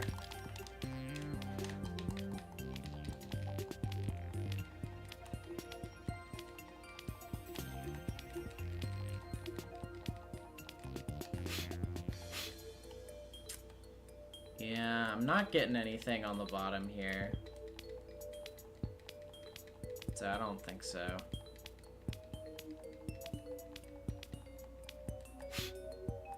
Yeah, I'm not getting anything here. Dang. I guess I didn't check the whole expanse of the front, but...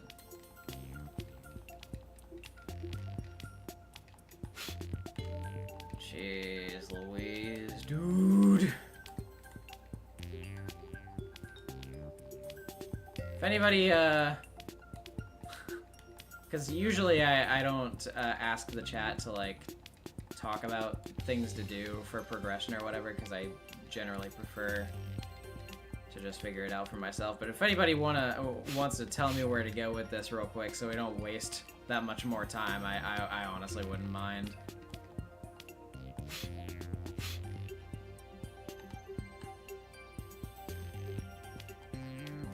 Yeah, I'll try the purple side. It's an edge of the upper half.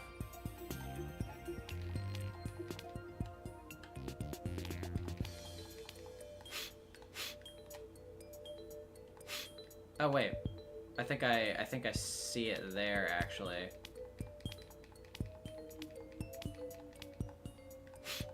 Yeah, because that's not blowing out. Hold on. Yeah, let me check that. Don't turn auto on. Yeah, let's try that. There we go.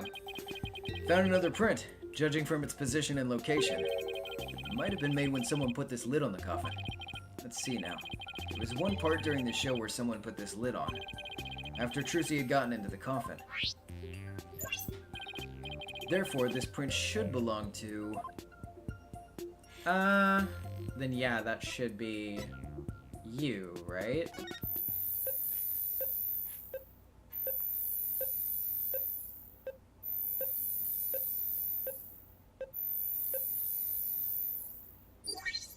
Yes. Looks like the print belongs to that bunny girl. Come to think of it, she did put the lid on the coffin during the show. That's probably when she left her print on the lid.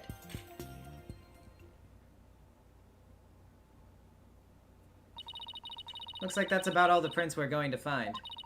To sum everything up, the prints we found belong to the victim, Mr. Rios, the bunny assistant Bonnie, and some third unidentified person.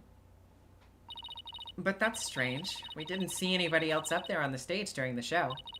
Does this mean some outsider was up there? Somebody unrelated to the show? I guess we can't really say that at this point. Well, thank goodness we didn't find any of Trucy's fingerprints, right? But that's only because Trucy was wearing gloves. Hey, Emma, there's something else that's been bothering me about the prints. Don't you think there's something odd about Mr. Rios' prints? Odd? What's odd about them? Well, if Mr. Rios was standing in the coffin facing forward, he would have left prints like this, right? But when we look at the actual prints, they're facing backwards. It doesn't make a whole lot of sense. Hey, what do you know? You're right. I wonder how they wound up like that.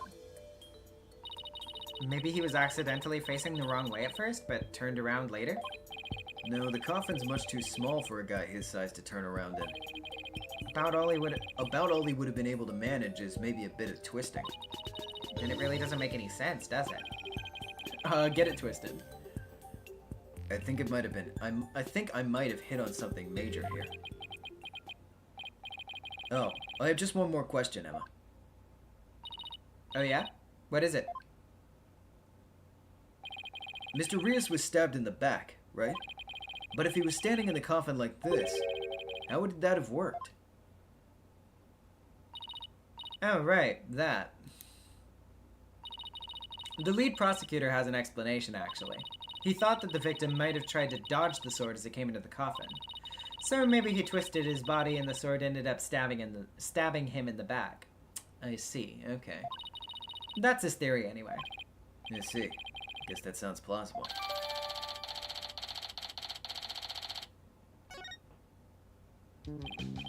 Well, guess that about wraps up our investigation of the stage. Actually, there's still the area behind that curtain. Don't you want to know what's back there? Sure do, but Emma told us not to move or touch anything, remember?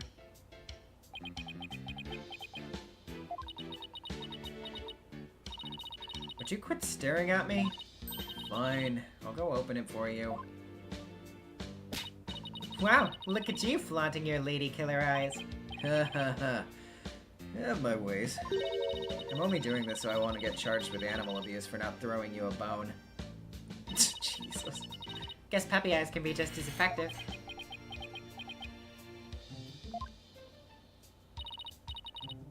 Alright, I'll be back.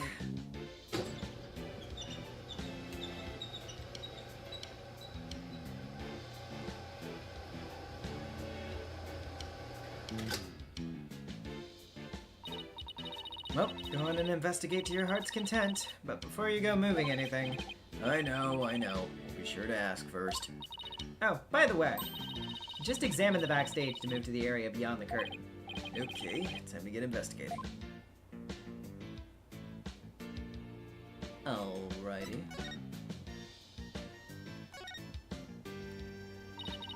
Seeing the stage this way kind of breaks the illusion, doesn't it? Just goes to show that some things are better left unseen. Oh, listen to you, sounding all grown up and stuff. Don't worry. I'm sure you'll have some cynical one-liners of your own someday, too. Oh boy, I can't wait. Anyway, on to more pressing matters. Let's go examine the backstage area.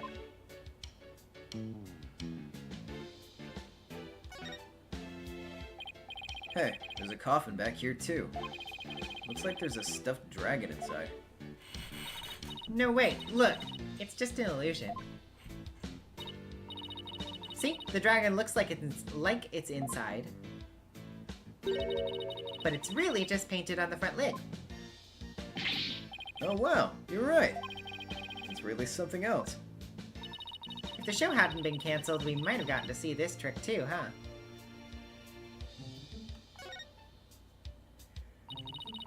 It's a guillotine, but it's not real. It's just another one of Trucy's props. I wonder if it was supposed to appear in the show. Oh wait, was that... No, yeah, that was Apollo. Wonder if it was supposed to appear in the show. You mean she didn't mention it to you? She said you were going to make a guest appearance on stage for her guillotine trick. No? I definitely remember not agreeing to something like losing... Remember not agreeing to lose... Something like losing my head on national TV.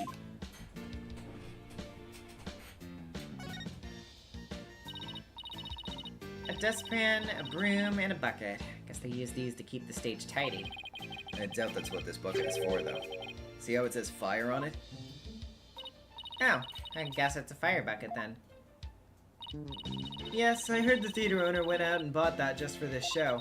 When he heard there was going to be a fire trick, he flew to the store to get it. But can a little bucket like this really put out a raging fire? I'm guessing the owner thought it could. But it doesn't look like it's been used. In fact, the inside's caked with dust. What was the point of even buying the bucket then? Wait a minute. That means nobody actually prepared for the fire trick after all. I have a feeling this might be an important bit of information.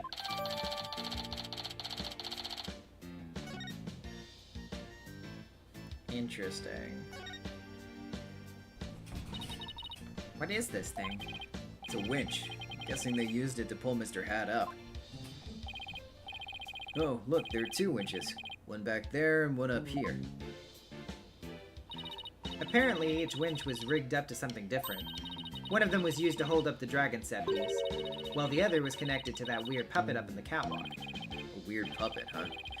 You better go check out the catwalk later.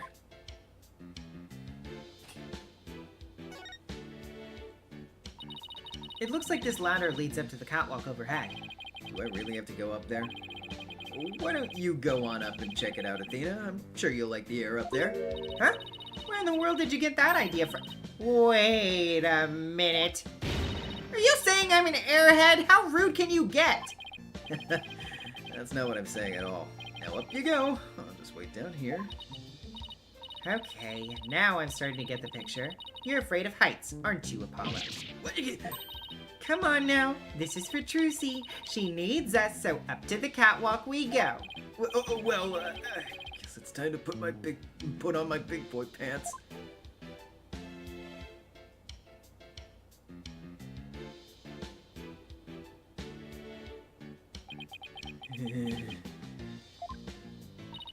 Are you alright, Apollo? You're white as a sheet. I'm fine. Don't look down, Justice. Don't look down. Those green things over there look like cushions. I guess one of them was used to absorb the force of impact when Mr. Hat zipped up into it. Let's go check it out. Oh, way over there? Oh my god, it's his corpse. The evil has been defeated. What's that? Look, Apollo, it's Mr. Hat! He's attached to a... Oh, he's attached to a wire. Actually, didn't Trucy say something like... They quickly raised Mr. Hat up by wire into a cushion on the catwalk. Maybe the stagehands pulled Mr. Hat up and left him there afterwards? That wire attached to his back. It looks like it's connected to one of the winches down below. Mr. Hat's cape is ripped. Did that happen during the show? That's odd. Almost looks like it was slashed with a blade. How in the world did that happen? Apollo, I see that you're trying to take this all in stride, and I respect that.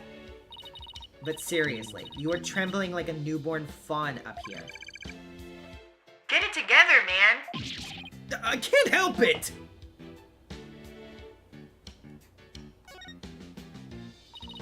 These set pieces look like a rabbit and a moon. Although, they kinda look like they could be a duck and a croissant, too.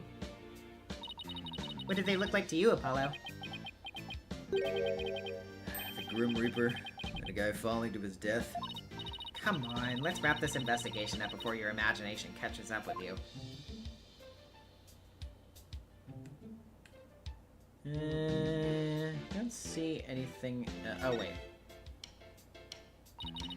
Hey, look! There are cushions attached to the underside. Well, what are you standing way over there for? Come on over and look! You're not gonna try to push me off, are you? Seriously, Apollo? Come on, you'll be fine. Here, do you want me to hold your hand? Yes, actually, if you wouldn't mind.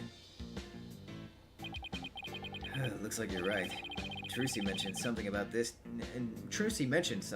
didn't she? That a cushion was supposed to absorb the force of impact when Mr. Hat was pulled up?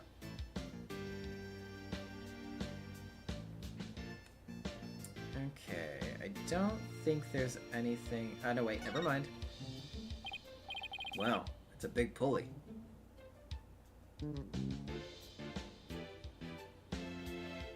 It's so blue. Looks like it's connected to one of the winches down below. The dragon set piece must have been hanging from this.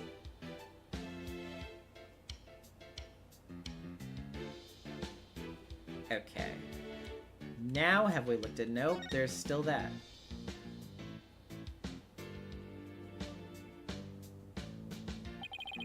Looks like Mr. Hat's rigged to the smaller pulley. Let's see. How'd it go? After being blown a kiss, Mr. Hat goes wild and, just as he's about to stab the coffin, gets pulled up to the catwalk. And the smoke screen was to hide his ascent from the audience's view. Well, I think that about does it for the catwalk. Do you think we missed anything? Nope! Didn't miss a single thing! We're done here, yes sirree! I take it you're ready to go down? Yeah, I think we better. I feel a fainting spell coming on. Oh, brother. You don't need me to hold your hand again, do you?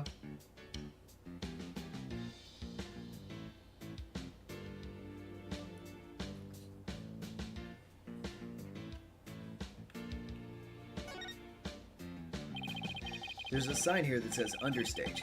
Bet these stairs go to the understage area. Trucy told me... Oh, wait. Trucy told me that she and her fellow magicians call it the Abyss. Wonder why. Who knows? Maybe because it's really dark down there or something. Oh, I bet they've got all kinds of magical goodies stashed down there. Come on, let's go check it out. Door's locked. The entrance to the Abyss is barred to mere mortals like us, huh? Oh well. That's what you call a swinging abyss. Apollo! No! That was terrible, dude! Like, Athena just, like, gives him, like, the most withering look of all time, and is just like, this is why you don't get your own games anymore. And he's like, what? Like, sincerely, like, offended, like, huh?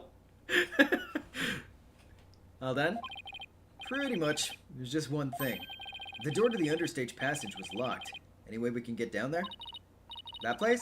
They locked it up as soon as we police finished our investigation down there. If you want to check it out, you'll have to ask a magician. Well, Trucy's at the detention center, so she can't help us. Guess we'll have to look for somebody else from the show. Okay, and I better get back to my own investigation. See you around.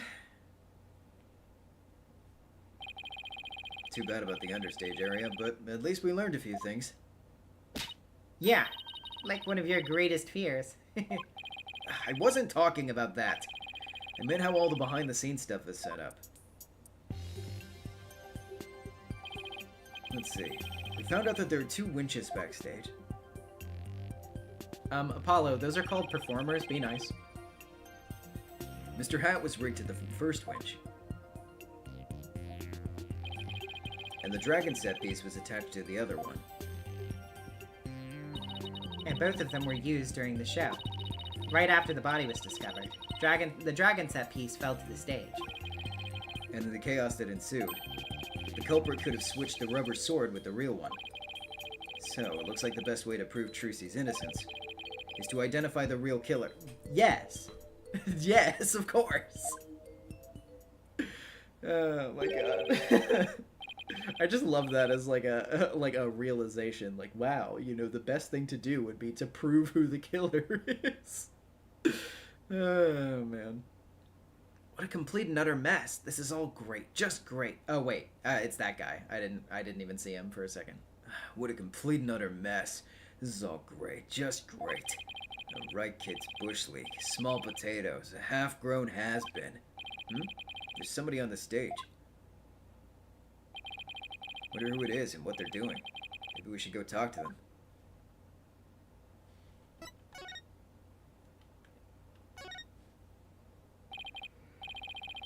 Excuse me, are you connected to the show? What? You two got a couple more headaches for me to handle? Got my hands full as it is. Hey, I remember this guy. Hey, you there! The heck's going on? Wouldn't even let me in. Me for crying out loud. Oh, Mr. Rettens, there was an accident during the show. An accident? Great, just great. That's all I need right now. You have any idea how much money we're sinking into this program?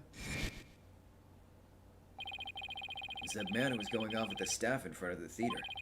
I had never seen you guys before. If I had to guess, I'd say you're not production staff. What's that I spy with my little eye? An attorney's badge? Well, how do you do? I didn't know you fine folk were lawyers. My business card, if you would. Charmed to make your acquaintance, I'm sure. Oh, thank you. So, you're from the TV station, I take it? Sharp as a tack you are. I'm the producer of this TV special. All my idea, by the way. I'm Apollo Justice, Trucy Wright's defense attorney. Trucy Wright's...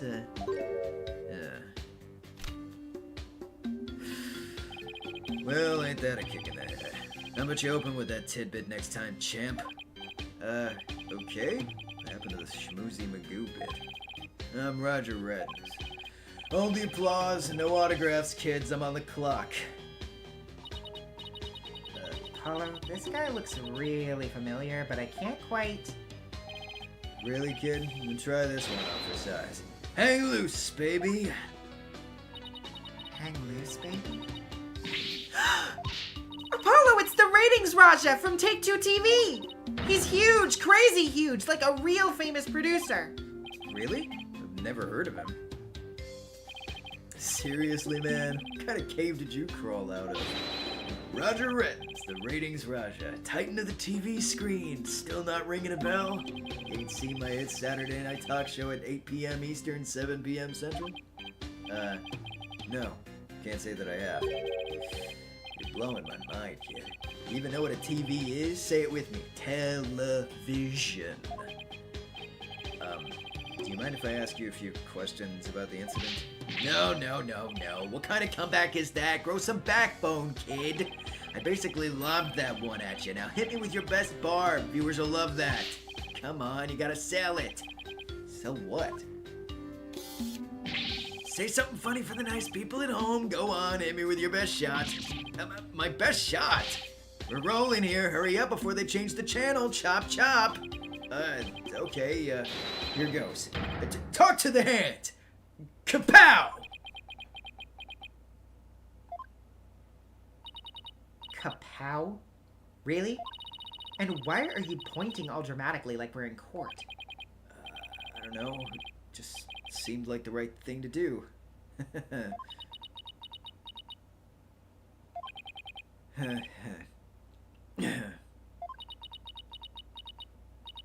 Apollo.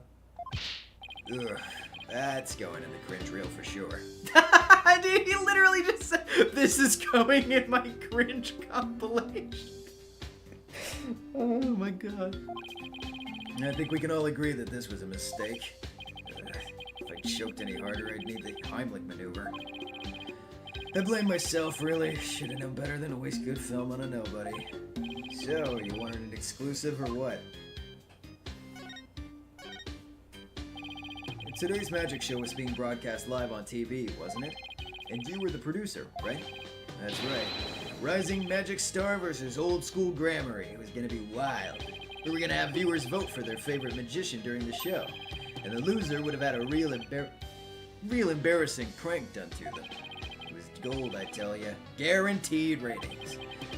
I don't know. Sounds kinda tacky if you ask me.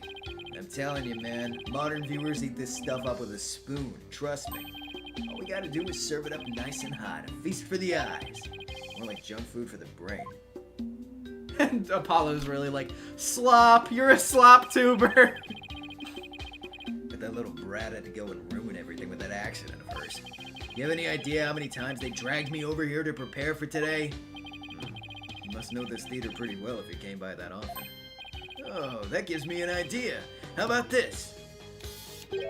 Mad mindscape of a magical murderess. Closest comrades come clean. Tell me, has Trucy always shown signs of being unhinged? When could you tell she was about ready to snap? This guy is cruising for a bruising, Apollo. As long as you don't get caught on camera. Truth be told, I'm not surprised about the way things turned out. Magicians are pretty much the dregs of society, am I right? What's that supposed to mean? What were you doing at the time of the incident? Shooting a show in the station studio. We had a whole bunch of girls in bikinis wrestle each other for the camera. So you didn't see the accident as it actually happened? That's right. That's why I was shocked when I first got here. So we didn't hear about the accident until he arrived, huh? Guessing what you really want to know is whether or not I have an alibi, am I right? My staff at the TV studio can vouch for me. Why not go there and ask them yourself? You can give them my card and they'll let you in. So you have an alibi, huh? Good to know. Magicians are all a bunch of good-for-nothings, if you ask me. Con artists and thieves is what they are. They trick people and take their money.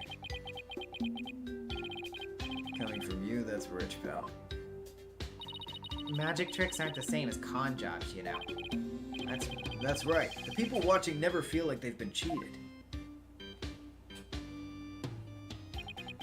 Lawyers spout hypocritical nonsense. Big surprise there, lol. And post. Did he just post about us in real time? Those Grammarys are all criminals. It's in their blood. Trucy Wright ain't no different. That girl's no good. She may look all sweet and innocent, but she's a stone-cold killer. Don't you dare talk about Trucy like that. You don't know the first thing about her. You wouldn't find a sweeter, harder-working girl anywhere, period. You got the wool pulled over your eyes, I see. What in the world are you talking about? You'll see. I dig up dirt and expose the dark heart behind that sweet smile. I'll prove those Grammarly magicians are all a bunch of lowlives. Does he have a grudge against Trucy? Or maybe against all of Troop Grammarly?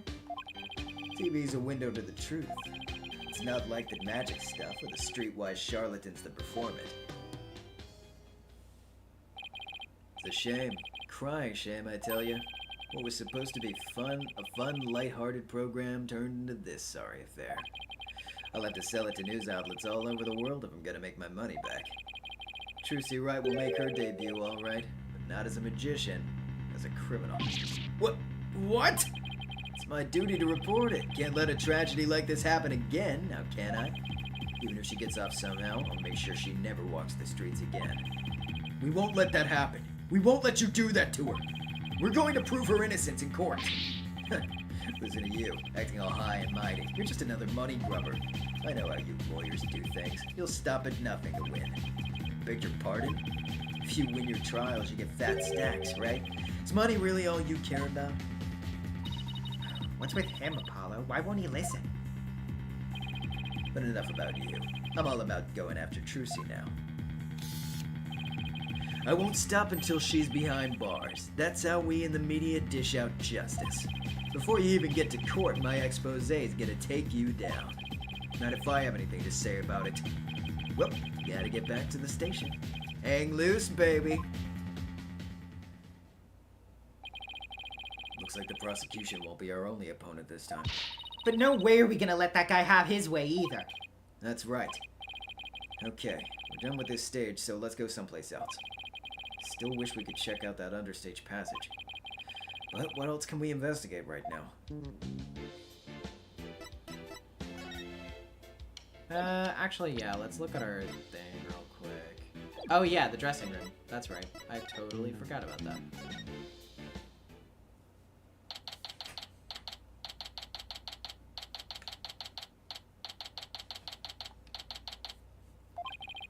The dressing room looks just the way it did before the incident.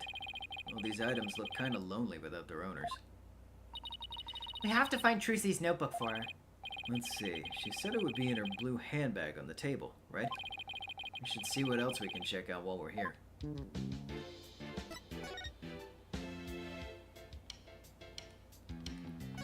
Well, let's get that first. Oh, here's that handbag Trucy was talking about. I feel a little funny about digging around in a girl's purse. Guess it's okay to open it. After all, she did ask us to. But not you, Apollo. Let me do it. Let's see. No, not this. What's this? Oh, wow. She has... Oh, Trucy, you are bad. What is it? I want to see too. That's funny. She said it was a black notebook, right? But there's nothing like that in here. Maybe Trucy was wrong about where she left it? Let's keep looking around for it. I mean, there's a notebook here. What's this? Script of the show? It says Bonnie, so it must belong to that bunny assistant we saw in the show. Magic show script. 9:30 a.m. Mr. Rias transforms into a dragon. Trucy's hat trick. 10:20 Bonnie's teleportation trick and Trucy's escape trick. 11 Mr. Rias's fire trick. This will be dangerous. Make sure the fire bucket is ready. You and I got to see the first two parts up to the end of the 10:20 a.m. segment. But this Mr. Rias's fire trick, we didn't get to see that part. Yeah, because they canceled the show after the accident. Hey, there's a note about the fire trick. This will be dangerous. Make sure the fire bucket's ready. Come to think of it, when Mr. Rias turned into a dragon, it breathed fire, didn't it? Coin tricks and fire tricks were Mr. Rias' specialty. Maybe they had some big finale planned, where Mr. Rias and Trucy would face off in a grand magical showdown after his revival.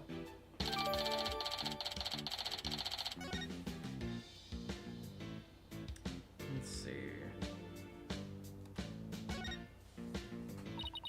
Look at all this stuff.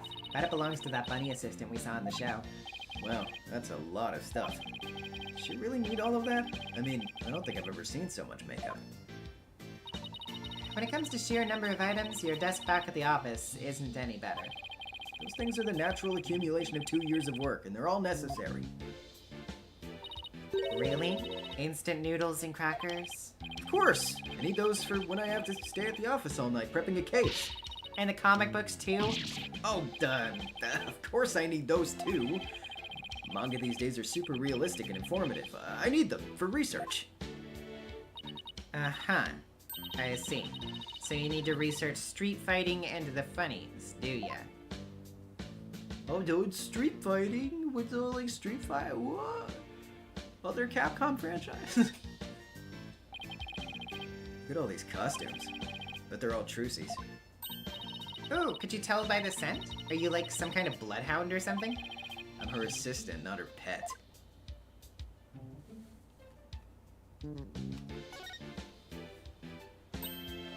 Oh, look at the adorable little bunnies! Rabbits, huh? Used to have a pet rabbit. Really? You? You sure don't look the type. What do you mean? What's wrong with me having a pet rabbit? Are people who have rabbits as pets usually the quiet, sensitive type? Well, pardon me for being so loud and insensitive.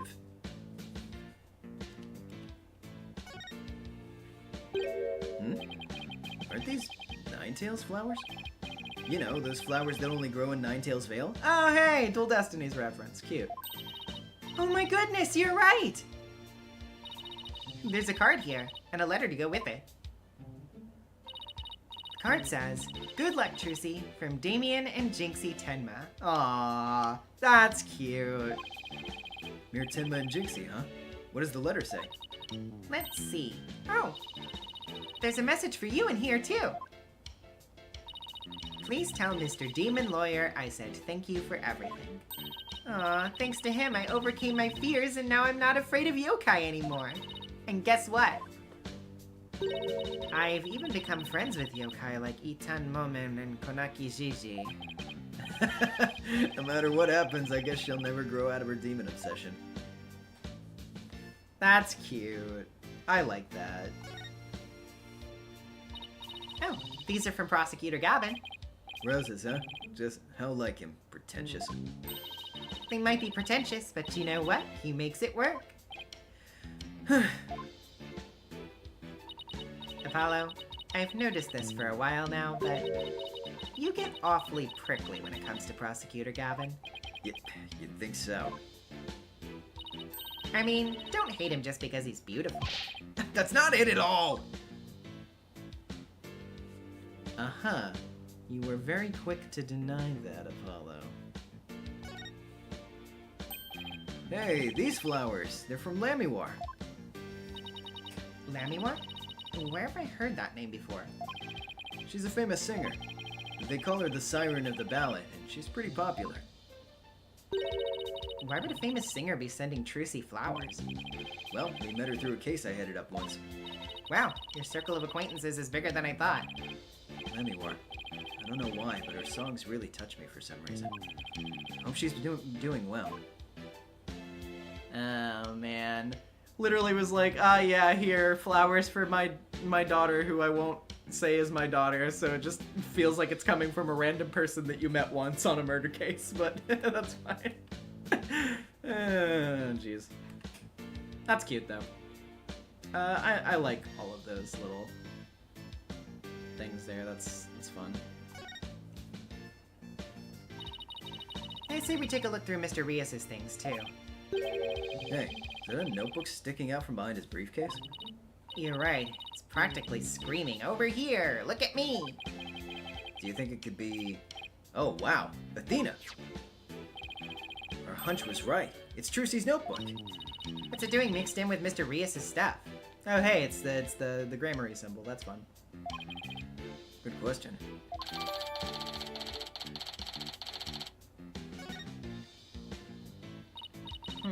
It's locked.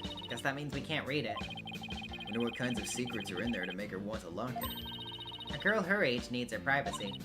Besides, everybody has a secret or two they don't want others to know about. If there's anything in there about kisses or crushes, I think Mr. Wright would cry.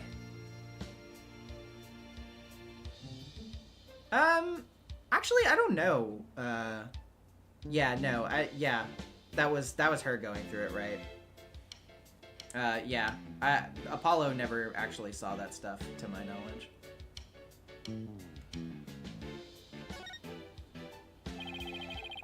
Trucy put some posters up, I see. Oh, here's one of Troop Grammary. Troop Grammary. Magical menagerie, huh? Looks like a bunch of folks dressed in outfits a bit too gaudy for their age, if you ask me. But isn't that pretty much how all the best magicians dress? Was Troop Grammary really such a big deal back in the day? Guess so. Everybody in the country knew them back then. They had great tricks, like making a building disappear or escaping a safe drop from a helicopter. Wow, I was in Europe at the time, so I had no idea. But if even you know about them, then they must have been really, really famous. I used to see them a lot on TV. It was back when I was in junior high. The one in black was the original leader of the Troop Grammary, Trucy's grandfather. His name was Magnifi Grammary. The one in pink with the mustache, that's Zach Grammary, Trucy's late biological father. Oh, and look, there's Mr. Rias. So, this poster's from back when he was a member of Troop Grammary, huh? Trucy said he left the troop after he was injured during a show or something, right?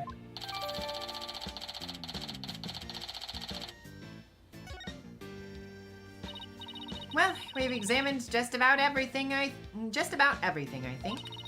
Looking through other people's stuff was so thrilling. Like I'm doing something naughty. I know what you mean. Just don't go poking around in my things at the office. Why? What do you have to hide? I don't think I like how her eyes lit up all of a sudden. Anyway, we better get this notebook to Trucy. Oh, hi. I saw you, you know. Oh, it's you, the bunny assistant from the show, right? What? Oh, yes, that's right. My name's Bonnie DeFam. I remember her talking to us earlier. Performing magic is like walking a tightrope. There's always an element of danger. One little mistake can even cost you your life, you know. Neon Roses with the $5. I assume that it didn't let you send a message that time. I'm assuming that you meant to put something there. I wonder if she'll make it across today. And what do you mean by that exactly? Oh, nothing. No, you'll excuse me. She said some pretty strange things then. I saw you take it. You took something from our dressing room. Oh, Bonnie, the teleportation trick you did was amazing! Fantastique! What? Oh, thank you. But, what you did, stealing is... What other kinds of magic tricks can you do? Me?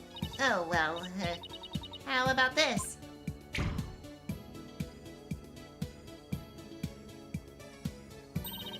Splendido!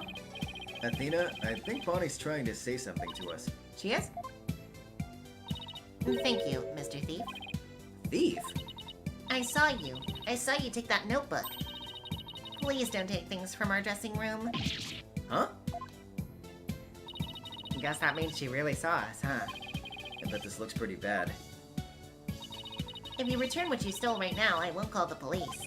Oh boy. You've got it all wrong. We're Trucy's lawyers. She asked us to bring the notebook to her.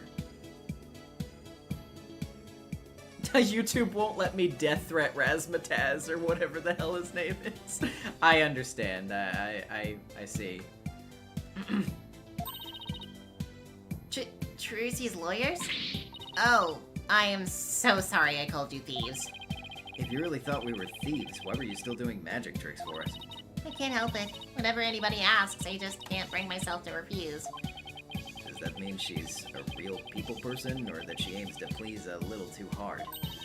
In that case, can you tell us the secret to your teleportation trick? Well, I don't know if I should.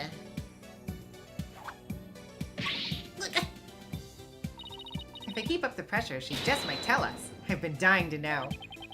Leave the poor girl alone.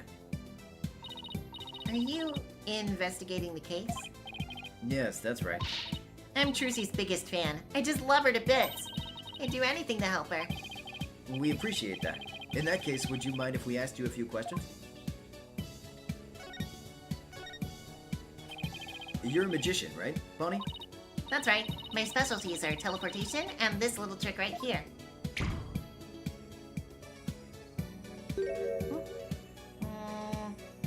What?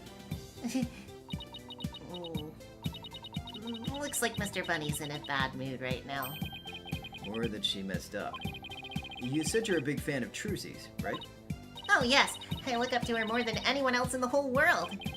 What about her makes you respect her so much? She's just incredible. Not only is she extremely talented, but she's so cool under pressure and always manages to keep a smile on her face. In spite of all that talent, she still works harder than anybody I know. You couldn't ask for more out of a magician. I'm sensing a shift into hyper fangirl drive. I love the unique way she does her tricks, and how she charms the audience. I especially love her magic panties trick, which is both cute and comical. The first time I saw her do that trick, I was so impressed and so moved. I've gone to her shows to see her perform so many times.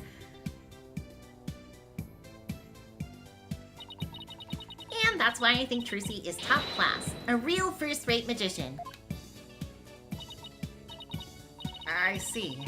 I think we have a pretty good idea of how much you adore her now. Oh, was I talking too much? I'm so sorry. And better be careful about when and how I ask her about Trucy. Anyway, that's why I'll do anything. Anything at all to help Trucy. Oh, Mr. Lawyer, you just have to prove her innocence. Don't worry, I plan to do just that. I wish Trucy could see that she has people like Bonnie in her corner rooting for her. You were in the magic show, right? That's right. I take it you saw my teleportation trick? Yes, it was just wonderful. You moved from one place to another in the blink of an eye. I admit, it was pretty amazing. I have no idea how you transported yourself over such a distance in just a split second. Must be so fun to be able to do a trick like that. Teleportation looks so cool. It's like a superpower or something. Yeah, my trick's turning some heads in the magic world right now. They're calling it new miraculous magic. Some even say it's the real deal. Real magic, huh? There must be an explanation, but it sure does look real. I just have to figure that trick out. I want to do it myself. No, you'll never figure it out. I always perform it perfectly. Ah. This feeling. Looks to me like Bonnie is hiding something.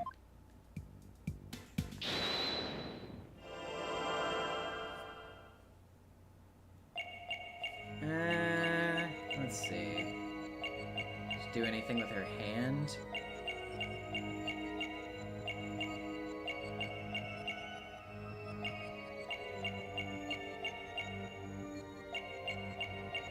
Oh, wait, hey. What the fuck is that? Bum knee. Gotcha! Bonnie, when you said perform it perfectly, your right hand would tremble and move your hat a tiny bit. I even caught a glimpse of the little rabbit hiding underneath. Did you really perform the teleportation trick perfectly this time? Of course. I definitely got that part right. Absconded with the $2. Check her armpits were sweat. No, no, no. Ever since that one perceived segment, I would hope that we would never have to do that again. What do you mean, that part? Oops. Wait a minute. Are you saying that you... Wait, what did she say again? Definitely got that part right. Are you saying that you picked the wrong career? You're right, I've always wanted to be an astronaut.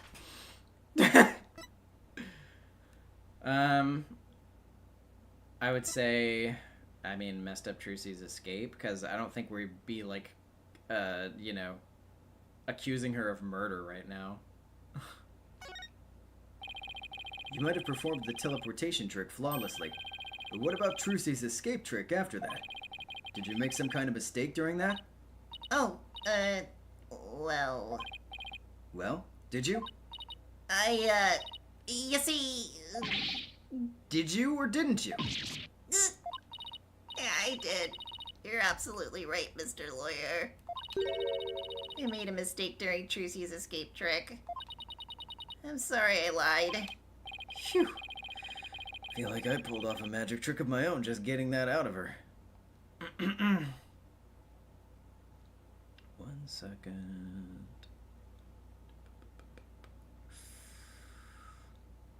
Okay, sorry about that.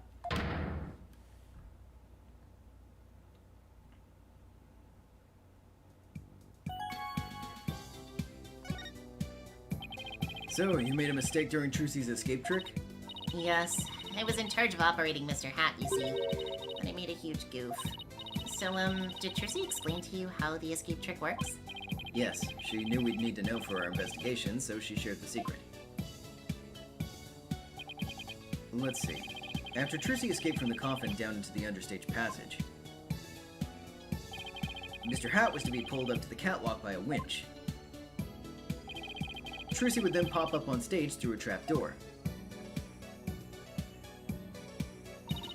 I was operating Mr. Hat at the time, but I flubbed up where I was supposed to have him stand. I was supposed to make Mr. Hat stand to the left of the coffin, but I messed up and had him stand to the right by accident. That matches up with what we saw during the show. But then doesn't that mean... Trucy would have ended up popping up on the side opposite to Mr. Hat? Yes, she would have, if she hadn't done some quick thinking on her feet. She managed to pop up on the right-hand side of the coffin for me, so the audience never even knew a mistake had been made. Way to go, Trucy. But my mistake caused her so much trouble. I think I'd better ask Trucy about this later, too. Oh, Oh, by the way, we'd like to investigate the understage passage. Would that be alright? oh yes, by all means. Anything to help prove Trucy's innocence. I'll unlock it for you. Hey, there you are. You got a minute? Okay, yeah, it is him. Oh, Mr. Rettens. Yes, of course. Not you, Bunny. The lawyers. They're the ones I want to see. You have business with us? Hear you two are from the same agency as Trucy, is that true? Yes, that's right. This is for you then. Hang loose, baby. A contract between Take-Two TV, the first party, and Trucy Wright, the second party. If, through the fault of the second party, the show must be cancelled in part or in full, the second party will pay $3 million as compensation to the first party. $3 million? Yep, that's more like it. That shocked reaction, that dopey expression. You'd make a great comedian. Really? I know, I'll put you on my show. We'll get one of those cartoon anvils to fall on your head. Wait a minute. Is this for one of those hidden camera prank shows? You wish. That's an official contract. See for yourselves. You're the lawyers, after all. You should know one when you see one, right? He's right. It's all signed and everything. You better make sure your agency pays what Trucy owes me. In full. Are you kidding me? The Write Anything agency doesn't have that kind of money. Then I guess you're gonna have to go fishing for some. I can see it now. Craziest catch, legend of the seasick lawyers. Fishing on the high seas, no thanks. Can't even swim. Objection! What kind of ridiculous, low-down, unfair, one-sided contract is this? Hey now, there's nothing ridiculous here. It's all perfectly legit. It's got her signature on it, see? Ugh.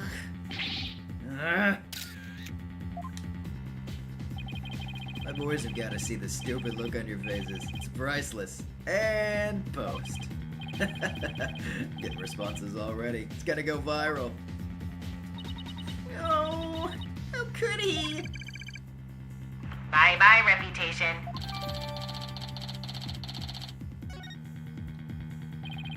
You ain't seen nothing yet, baby. I'm gonna drive Troop Grammary and everybody associated with it into the ground. Serves you right for getting involved with the Grammaries. What's this grudge you have against the Grammaries, anyway? Huh? What are you talking about? Stress is making you paranoid, champ. Come on, Bonnie. We have more filming to do. Oh, yes, sir. Excuse me, Mr. Lawyer. Oh, and I'll unlock the door to the understage passage for you later. Later, lawyers. Hang loose, baby. Why would Trucy sign a contract like this? And why did all of this have to happen when Mr. Wright isn't here? We'll have to come back for the understage later. Let's go hear Trucy's side of the story. Good thinking. Can't let you hit the high seas just yet. There must be something we can do. We can't let the ratings Raja get his way.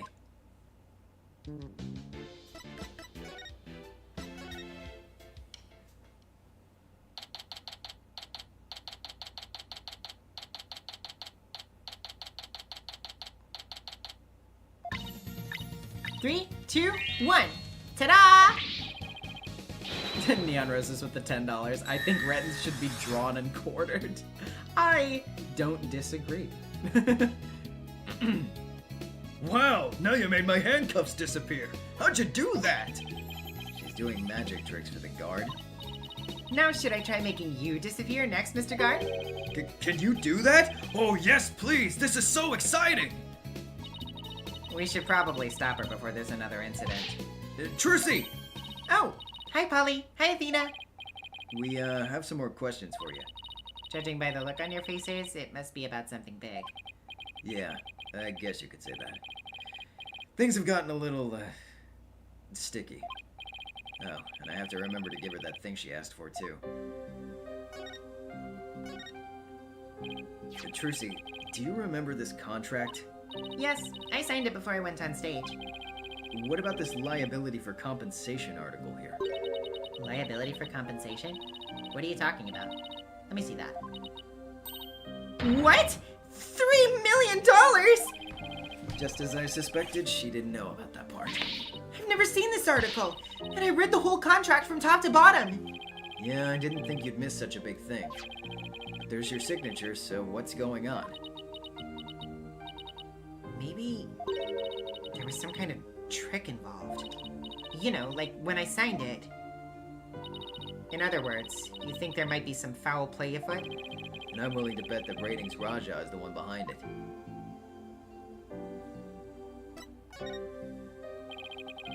Bonnie told us about the mistakes she made on stage. Oh, you mean with where Mr. Hat had been placed? Even I was at a loss about what to do for a second there. So how'd you fix the problem? Well, I was down in the understage passage when I found out. I had to work my butt off to fix it, let me tell ya. After I escaped from the coffin and went down into the understage passage, I got a signal from Bonnie saying she'd made a mistake with Mr. Hat's positioning. No joke, I was freaking out. After all, I had to be back up on stage in a few short minutes. Magical girl Trucy Wright was faced with an unprecedented crisis beneath the stage. Would this spell the end for Trucy and Gramarye Land? And then what happened? Athena's totally hooked. I was supposed to get back up to the stage through chapter number 1 on the left, using a platform that could be raised and lowered called a stage lift. There was a stage lift ready and waiting in the lowered position under chapter number 1. But Mr. Hat had been placed on the right, above chapter number 2 by mistake. There was already another stage lift under chapter number 2, but... Hold on just a second.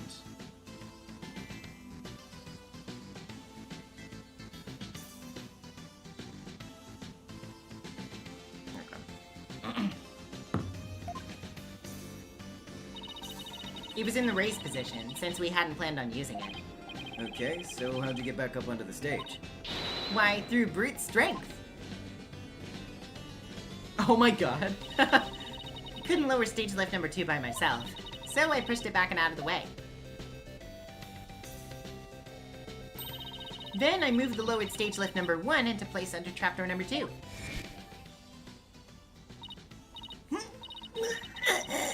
This thing is heavy!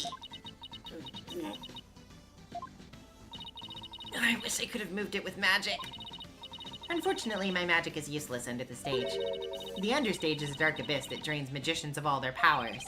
I can see why it's called the Abyss. Never knew that it could take so much out of you. That's just how it goes in the real world. Illusions are created by the blood, sweat, and tears of those behind the scenes. Wow, I learned so much just now. Trucy, have you told anybody else all about this? Nope, nobody. It sounds like some critical information. Better make a note of it.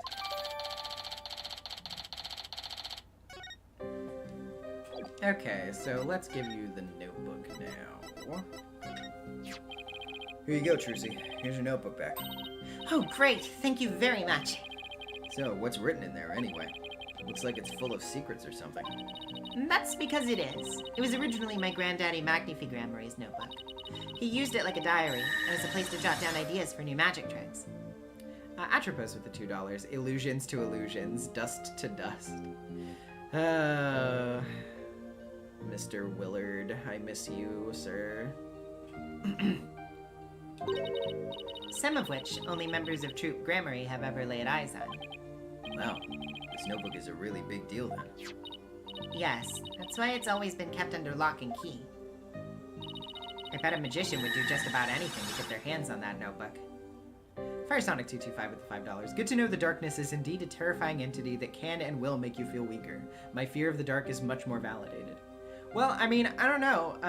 Just talk to Pajama Sam, and perhaps you will see that darkness isn't such a bad guy after all. Actually, other fun stream that we did a while ago. And we found it mixed in with Mr. Rias's belongings. Could he really have been trying to steal it? The Troop Gramarye creed is also written inside. A true entertainer always keeps a smile on their face. That creed was passed down to me from my daddy, as his daddy passed it down to him. It's true that Trucy always keeps a smile on her face. Guess it's due in part to her family creed.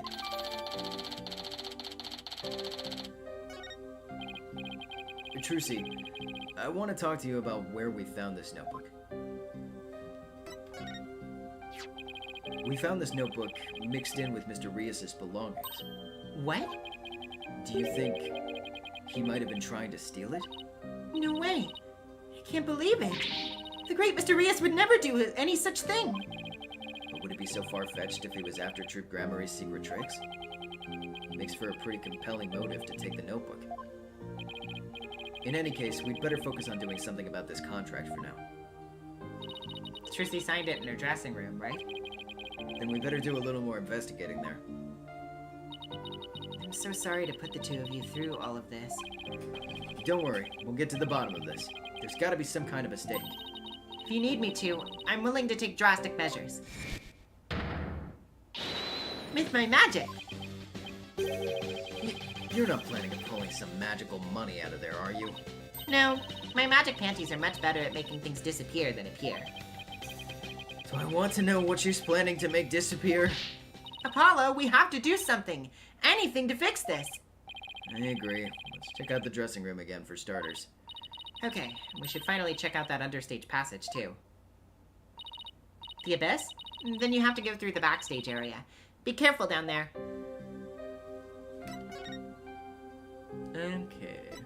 Let's go to... Oh, wait, yeah, not the front of the theater, but to the stage.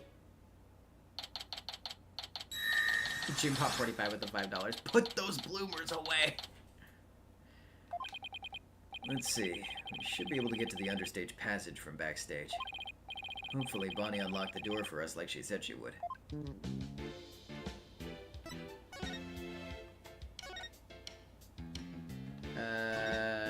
No, I need the view from the eye.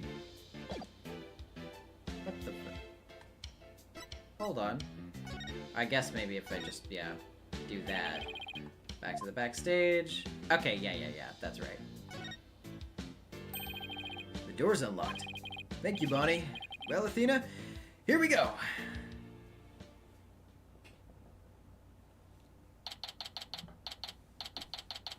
Oh, rat! Oh! Scary! Sure is dark and dusty down here. The Abyss. The magical underworld. And look! There's a denizen of the Abyss now! A fearsome beast with long, sharp fangs, ready to prey on unsuspecting souls! Huh? What are you... Oh, you mean that tiny little rat over there? No, I mean that fearsome beast over there. Take it you don't like rodents. Get him! No, I didn't get him! Nothing particularly interesting here. No, come on. Come back around. I want to click on him. Please. I must catch the rat. I need... Please. Rat. Come on. Get back in the place. He has to cycle around, right? I have to imagine. Come on. Please. Please. No! I was just slightly off. I'll try to do it one more time. And then if I miss it again, I'll move on. Okay. Eyes fucking peeled. I am staring at this spot with all of my might.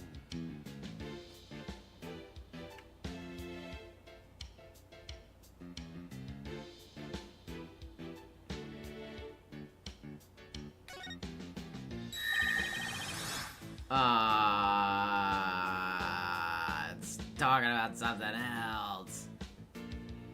Firesonic225 with the $5. Nezumi, I hope you aren't planning to cross-examine the rat, right? Well, I don't know. What's this glowy stuff? Oh, it's a glow-in-the-dark tape. Hey, this must be what I saw through that secret door in the bottom of the coffin. But who put it here and why? It's probably a marker of some sort since it's so dark down here. Sounds about right. Maybe it's meant to mark which ladder to climb. Uh-huh. I see. Glow-in-the-dark tape. Like glow-in-the-dark paint. Danganronpa too. Okay, yeah. Look at all these props. Hey, there's something in this hat. A dove? Cards? A juice box and some snacks. Looks like somebody planned to have a little treat in the middle of the show.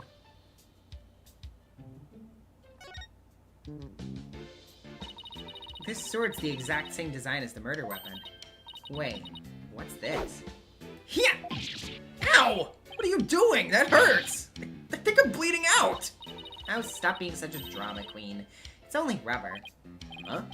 Hey, you're right. So, this must be the sword Trucy used during the trick. After the incident, someone must have switched this rubber sword with the real one on stage. And maybe that's when they brought the rubber sword here.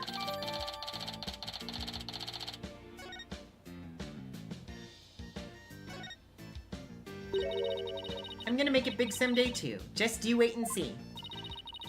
What's that all about? My guess is, it's the soulful cry of some poor assistant made to toil here in the darkness. And who would know all about the soulful cry of a bitter assistant better than you, right? You really understand the writer's feelings of despair and frustration. Sadly, yes. Yes, I do.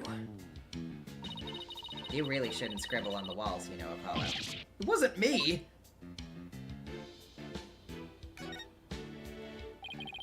It's a stage lift for getting up on the stage. Looks like the crank lowers the platform. But Trucy said it's impossible for one person to do it alone. That sounds like a challenge. Now I want to try it.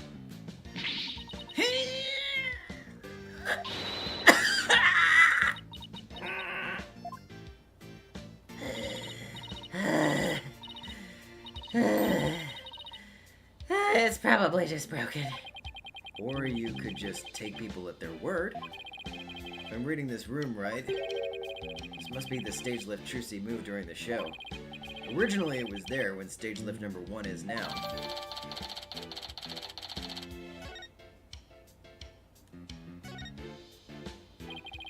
It's a stage lift for getting up to the stage. Trucy moved this one here. I guess it used to be where that yellow tape is. How in the world did she manage to move this huge thing?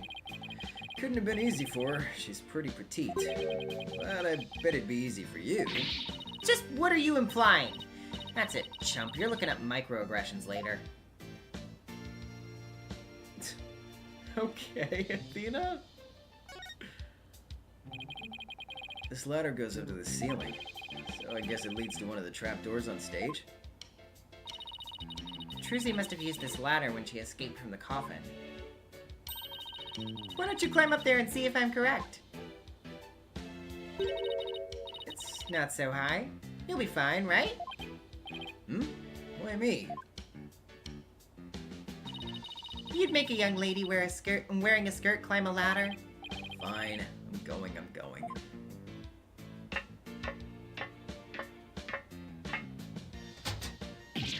Ah! The lights! It burns!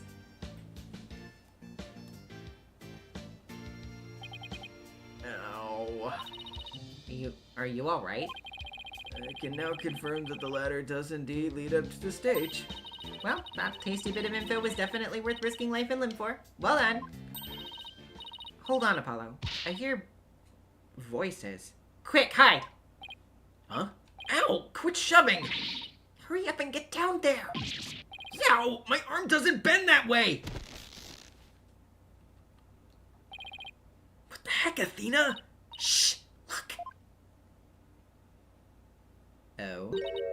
It's so much work pretending to be cute and sweet. Isn't that Bonnie? Hey, Bunny. Wait for me. And the ratings, Raja? What do we have to hide for, Athena? Because I heard something funny. There was something off in their voices. Oh, right. Athena's super sensitive hearing. Those lawyers are poking around, trying to stir up trouble. Should I be worried? Relax. I didn't say anything to the police, and I won't say anything to them either. Won't say anything to them either. You better not. You're gonna get it. Pow! Right in the kisser. Ew. What the? It's just me, or does Bonnie seem kind of different from before? Apollo, shh! I'm sick and tired of this whole investigation. All I want is Trucy's head on a platter. Leave everything to me, babe. Don't forget the power of mass media. TV can accomplish anything. I'll make sure Trucy gets much worse than a guilty verdict. I can't wait to see that girl crying and begging for mercy. You really hate Trucy, don't you, Bunny? I hate her. I loathe her. I can't stand that Trucy Wright. Just because she's a little good at magic, she thinks she's all that. So this is exactly what that sniveling brat deserves. Hey, what the heck? If you mess this up, you're gonna really be sorry, you hear me? I'll crush you flat. Like a cockroach under my foot. Oh, you cute little thing. You're so adorable when you're throwing a fit. Ow, ow, my foot. Can't you take a joke? Come on. Grab my things, we're leaving. Oh, lead the hippity hopping way, my little bun bun.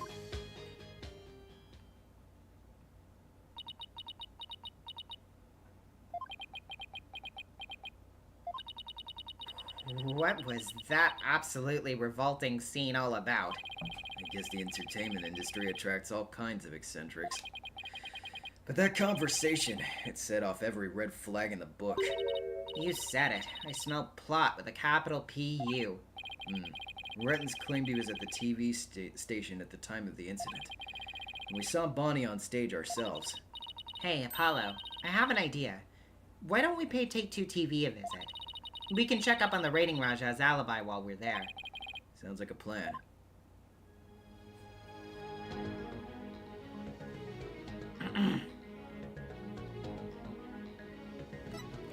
Let's see. Yeah, okay.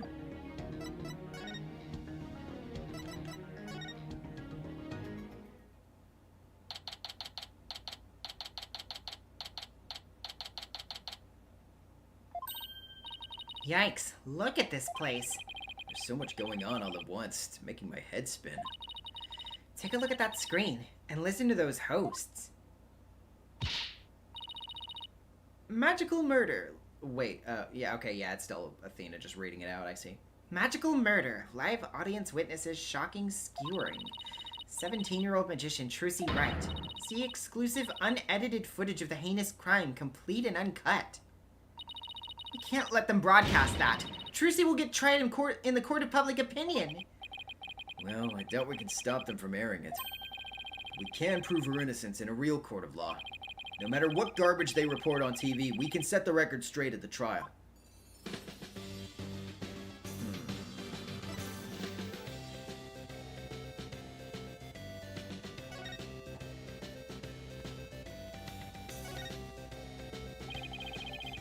A slot machine and roulette wheel, huh? Really went all in with the gambling theme. It looks like the slot machine really works. I've always wanted to give gambling a try. It's not worth it. Besides, you're not even old enough to gamble in most states yet. That's all right. I get to experience it enough in court. Guessing whether you'll win or lose the case on any given day. Thanks for the vote of confidence. Don't worry, Apollo. I only bet on winners and I haven't lost yet.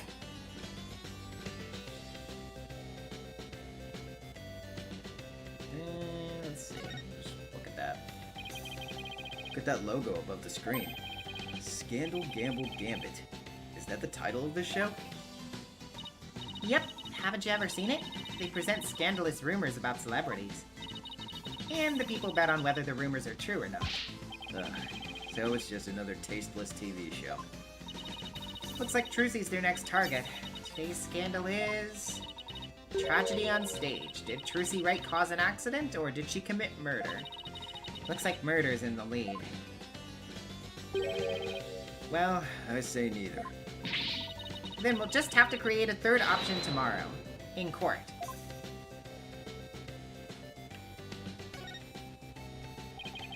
This must be a video production workstation of some sort. That coffee cup looks awfully familiar. Yeah, that's where Mr. Rettens always sits. He's very hands-on, you know. You'll always find him on the set of his projects.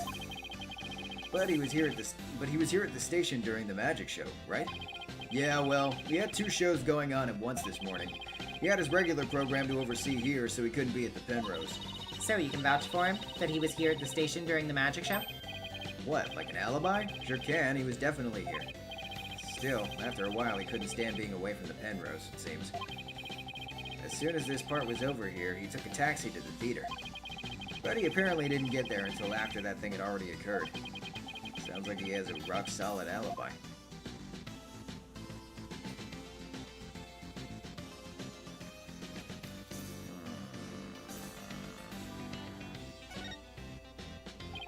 Excuse me. We're looking into the incident that happened at the magic show this morning. Oh, that? Yeah, I was the cameraman for that. I mean, guys, you make the joke. It is Japan. Like, in the original version of the game, it is Japan.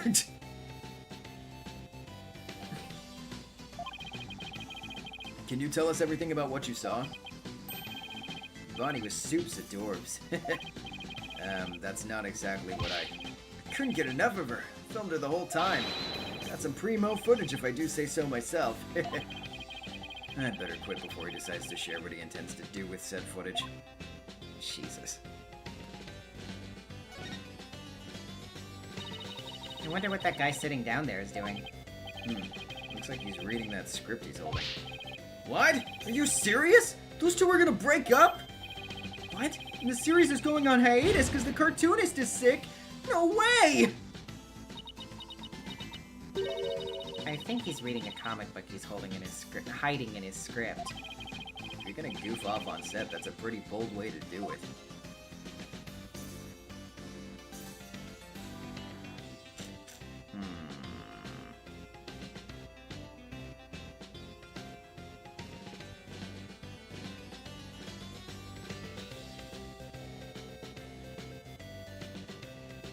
Oh, okay, just the other guy. Pardon me, I know you're busy right now. What are you guys? Street? Street? Does that mean people off the street or something? We're Trucy Wright's lawyers. Oh, okay, lawyers. Got it. Well, what do you want? Must be really busy. He hasn't even looked this way. Oh, we're investigating the incident that occurred at the magic show this morning. And we heard that Roger Rettens was in charge of that program. Yeah, that's right. The guy hates magic, but the show was all his idea. Just between you and me, I think it was Bonnie that egged him on. Egged him on? How so? Saw the two of them together, you know, walking along arm in arm. But she sweet-talked him into doing the program because she wanted to work. She hasn't been selling very well on her own, apparently. I see. Oh, hey, if you're looking into the incident, I guess you'll want the show footage, right? It's on the disc in my back pocket. If you want it, go ahead and fish it out. Well, thank you very much. Turned out to be surprisingly helpful.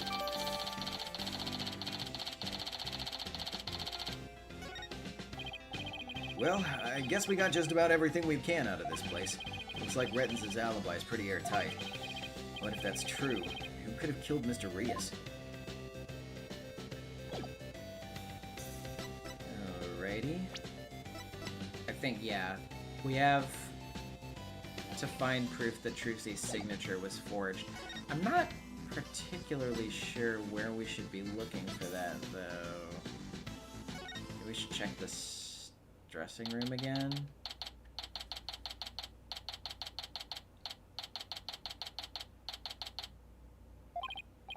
Okay, this is where Trucy signed that contract. Right. And there must have been some kind of trick that was used when she signed it.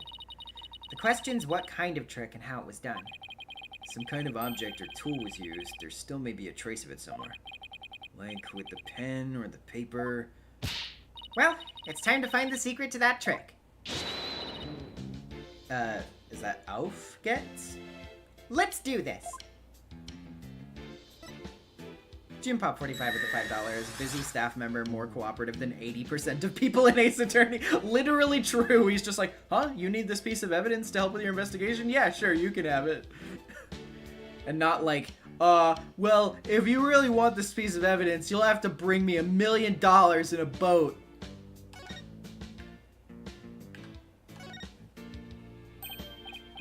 Hey, take a look at this clipboard.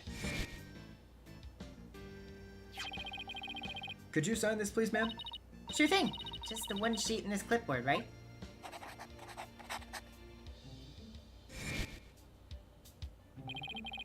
Isn't this the clipboard Trucy used when she signed the contract? I think you're right. Let's give it the once over.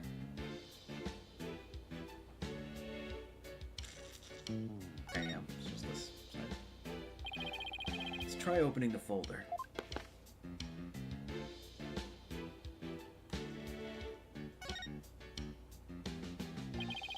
Looks like a screw, Guess that means this clipboard can be taken apart. but I can't loosen this one without a screwdriver. Okay. Hey, this screw. It's different from the others. Not only that, but I think it's loose. Look, I can move it. Are you sure you should be fooling with it like that, Apollo? Whoa, it came right out! See? I tried to tell you, but would you listen? No. Hey, take a look through the hole, Athena. I think there's something back there. Oh wow, you're right. What is it? Haha.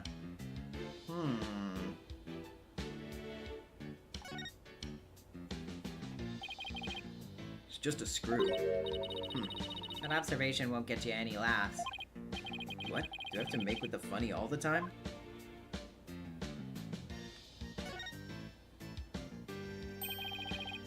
This screw won't budge. I don't even think your crazy strength could budge it. Crazy strength? What kind of thing is that to say to a delicate young lady? I don't see you denying it either.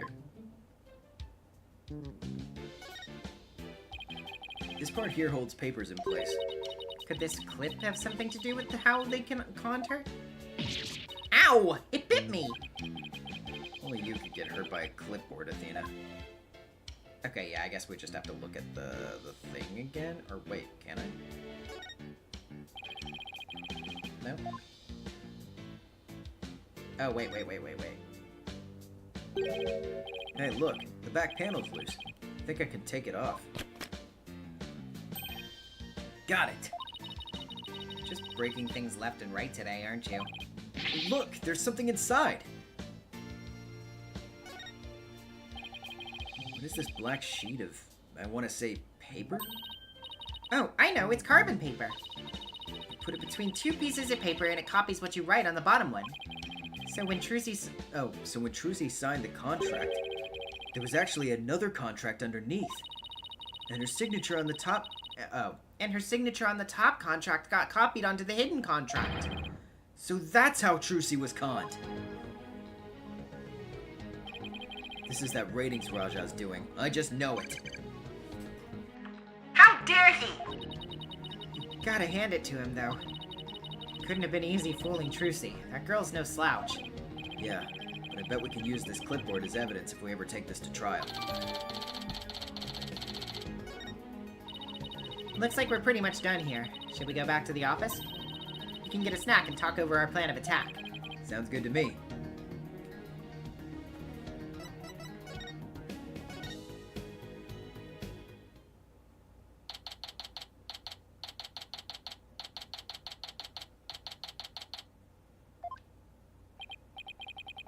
What in the world? Oh, what the fuck? Uh-oh. Oh, no. What's going on here? All these stickers say repossessed. Who did this? Who's responsible for this? Whoa now. This is a restricted area, champ. No trespassing. Twister's forward the $2. Delicate young lady threw a whole pig at Apollo. Yeah, that's what I thought. Trespassing? But this is our office! You're the one who's trespassing! Enough with the lip, boy. Don't tell me you forgot about your debt. What are you talking about? I'm just abiding by the contract. If the agency can't pay me, I have every right to seize its property. Am I right? Just like that? We haven't even had a chance to take this to trial! You're gonna be mad, shouldn't Trucy be the one you're mad at? I told you, it serves you right for getting involved with those Grammarys. Why, you dirty rotten. What are you going to do with all of our stuff? Sell it, of course, every last bit of it. That's why I'm seizing everything. And I'll take this little office of yours, too. You think you can just waltz in here and do whatever you want? Indeed I do. Unless you write whatever warehouse jokers get 3 million ready. Not a no then, because I gotta recoup my money somehow. After all, the entire program went south because of Trucy. It's called liability for compensation, and this infantile agency is the liable party. Jetty Real with the Canadian $5. Aw, there's only one cup noodles left and it's repossessed. Yeah, literally, like, you can't even leave him the noodles? Come on. It does strike me, too, that, like, you know, obviously he's got a grudge against the Grammarys, and he put that sticker right over Zach's face there. Why, you black-hearted. Hey, Apollo, what about the crooked clipboard? It's no good. We don't have any proof that Rettens was behind it. Darn. You're gonna have to do better than that, folks. Looks like the famed Mr. Wright left behind nothing but incompetent noobs to run things. No way. He was counting on Mr. Wright to be away for this plan of his? What a two-bit thug. We'll show him. There's the sugar. That expression. It's priceless. So, how does it feel to lose the precious office your boss left you in charge of?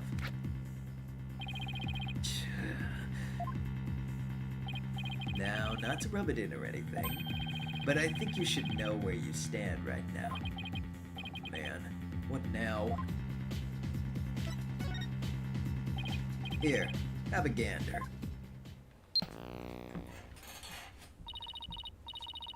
The trial of young up-and-coming magician Trucy Wright is scheduled for tomorrow. We're here just outside the office of the suspect, hoping for an exclusive peek inside. What? Is this live? Apollo, look! There's a sea of reporters outside! Oh, a questionable-looking pair are peeking out the window at this very moment. Our viewers at home can see for themselves their vicious, brutal expressions. Yellow journalism at its finest. And that's the way it is.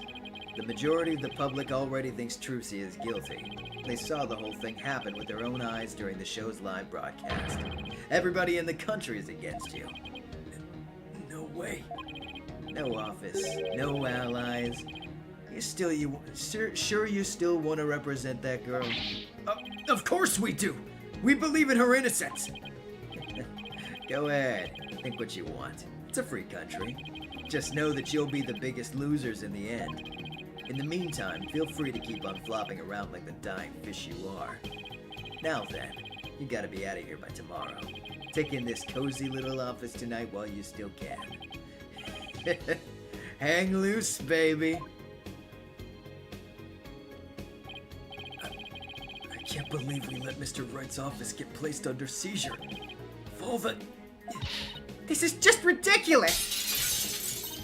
Look out! Clear out! We don't want murderers here! Hey! If it's a fight you want, I'll take you on! Come on! Yikes! Let's get out of here before we get killed too!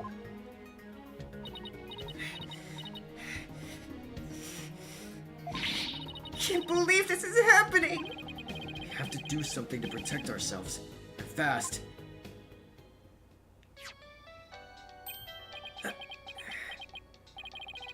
It's Mr. Wright. What's that ringtone? Wait. Oh my god, no! Is that the fucking guitar serenade? Bro, Apollo. Apollo. Oh my god. Ah, man. Apollo! I got your messages! How is she? Is Trucy okay? She's not crying, is she? Does she have a lawyer? Mr. Wright! It's all a giant mess! Poor Trucy. The office. Our office! Apollo? Okay. We better both take a deep breath.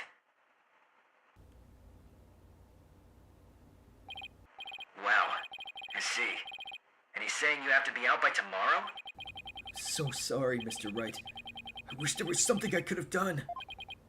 This is quite the mess, isn't it? Even if I left right now, I wouldn't be there in time for the trial tomorrow. Sorry, Apollo, but I need you to handle this for me. Of course, we can handle the defense, but the office... It's too soon to give up on that. What do you mean? The contract only addresses Trucy's liability if she causes the show to be canceled. So you just have to prove in court tomorrow that it wasn't Trucy's fault. Hey, you're right. So everything depends on your winning that trial tomorrow. Trucy's fate, and the fate of our office. It's all riding on your shoulders, Apollo. I know. I'll be fine, right? Apollo! I've been watching you grow over these past 2 years. That's why I can say, with absolute confidence, that you'll be fine. Really? I've seen you earn victory after victory in some pretty dicey situations. And guide Athena, helping her along the way, too. That's why I know you're ready. Why I know I can leave Trucy in the office to you. I believe in you, Apollo. Thank you, Mr. Wright. Good luck tomorrow. Thank you! I'm fine! Everything will be fine! You can call me anytime if you feel you need to, But I'll be fine on my own, right? Yes. I think so too. I can do this. that's the spirit. Give it your best out there, Apollo.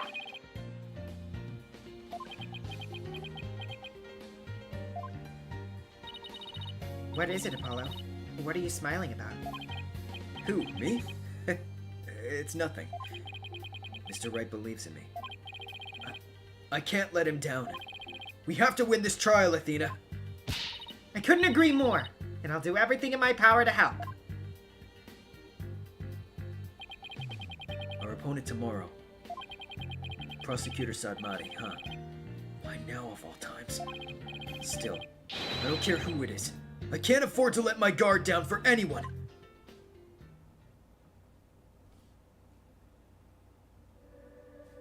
Oh, hey, cutscene. O restless wandering soul of the dead.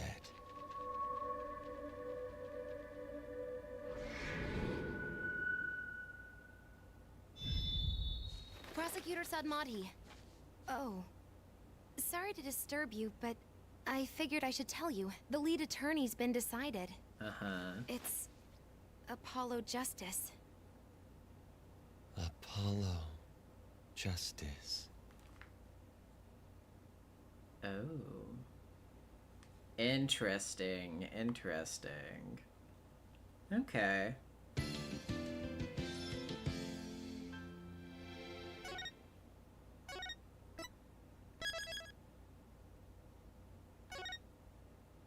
Huh. Alright. Well, I'm definitely interested in how this is going. I definitely think that investigation segment was pretty long. It's pretty interesting so far. I don't really have too many comments on, like, you know, much of what I think about it so far.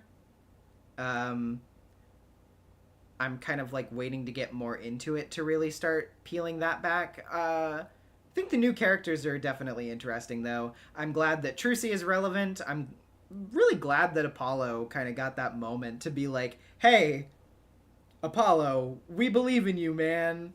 You know, it feels good after everything he's been through. What's your thoughts on the Bonnie heel turn? I kind of expected it, to be honest. I kind of saw it coming with how, like, overly sweet and like, oh, I just love Trucy so much. I was like, yeah, okay. So when that happened, I wasn't particularly surprised, to be completely honest with you.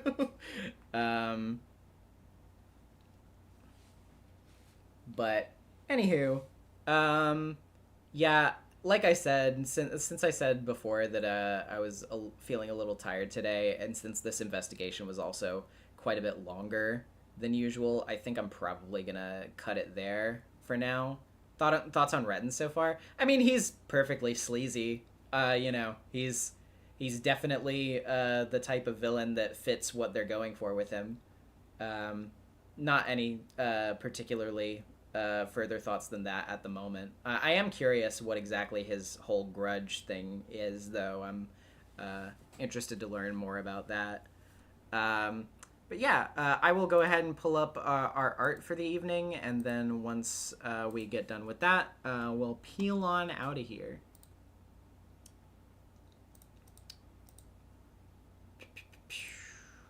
So let's see.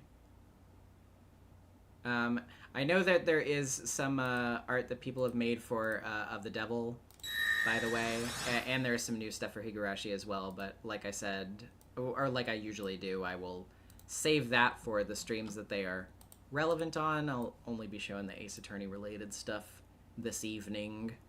FireSonic225 with the $5. Yet another new female character shifting from sweet uwu baby to a sharp, mean lady when the going gets tough. We love to see it in this household. Yeah, it happens in Ace Attorney a lot. But it's always fun.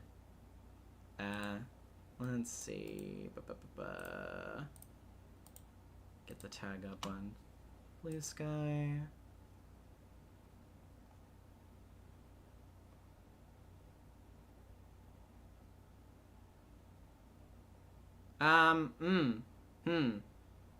Actually, interesting.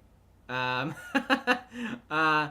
think perhaps I was this art in the tag supposed that I might have gotten further. Yeah, I probably shouldn't show that one yet. Sorry, Chiyoko. I'm very sorry about that. Yeah, we're probably gonna have to wait on that one, I suppose. Oopsie.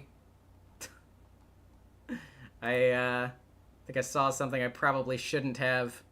But then again, I think I have unfortunately also seen that in passing out of context before anyway, so I kind of had light suspicions about that to begin with. I won't clarify for anybody in the chat who doesn't know already. But yeah, unfortunate is what it is. If you want to repost it again later when we get to the trial, though, you can feel absolutely free. We can go through that at that time.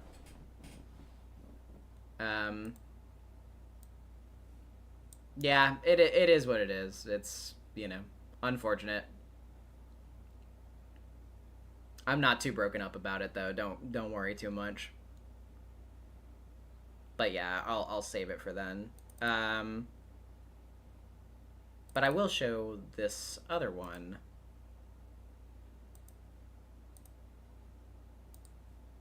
Boo. We got these on Tumblr from Schrodinger's Catgirl at Schrodinger's-Catgirl on Tumblr. Rafa's my sister asked me to post here. It's always Wafer Wednesday in my heart. Pumpkin Rafa. Very cute. And yeah, this art for this is really cute. I like these a lot. I really like the style of this, kind of the I don't know, it like, because of the way you did it, it has like sort of a collage-y feel to it, which I like. Yeah, the hair in particular, the pen work here is really, really nice. Did a really good job on this. Yeah, I really like your style, honestly. The eyes in particular too here, I really like the way you did those. Very, very cool. Also your coloring is just pretty fantastic as well. Really, really like this a lot. Very interested to learn more about Rafa in the future. I have a doodle, but I won't complete it in time, unfortunately. I'll save it for next time, though. Yeah, always good to have art in the back pocket, I suppose. That means that you don't have to draw anything for next time. You can just, you can just be like, I already did this weeks ago. Here you go.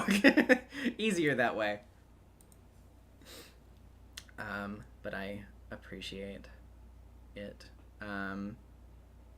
Anywho, yeah, good stream. Good stream, guys. I will try not to think too hard about the information. I will just see how it pans out in the future, and yeah. But anywho, had a great time. Looking forward to playing more of this case. Of the Devil on Tuesday. And starting Arc 7 of Higurashi next Friday. That'll be very exciting. So thank you all for watching as usual, and I will see you next time. Bye!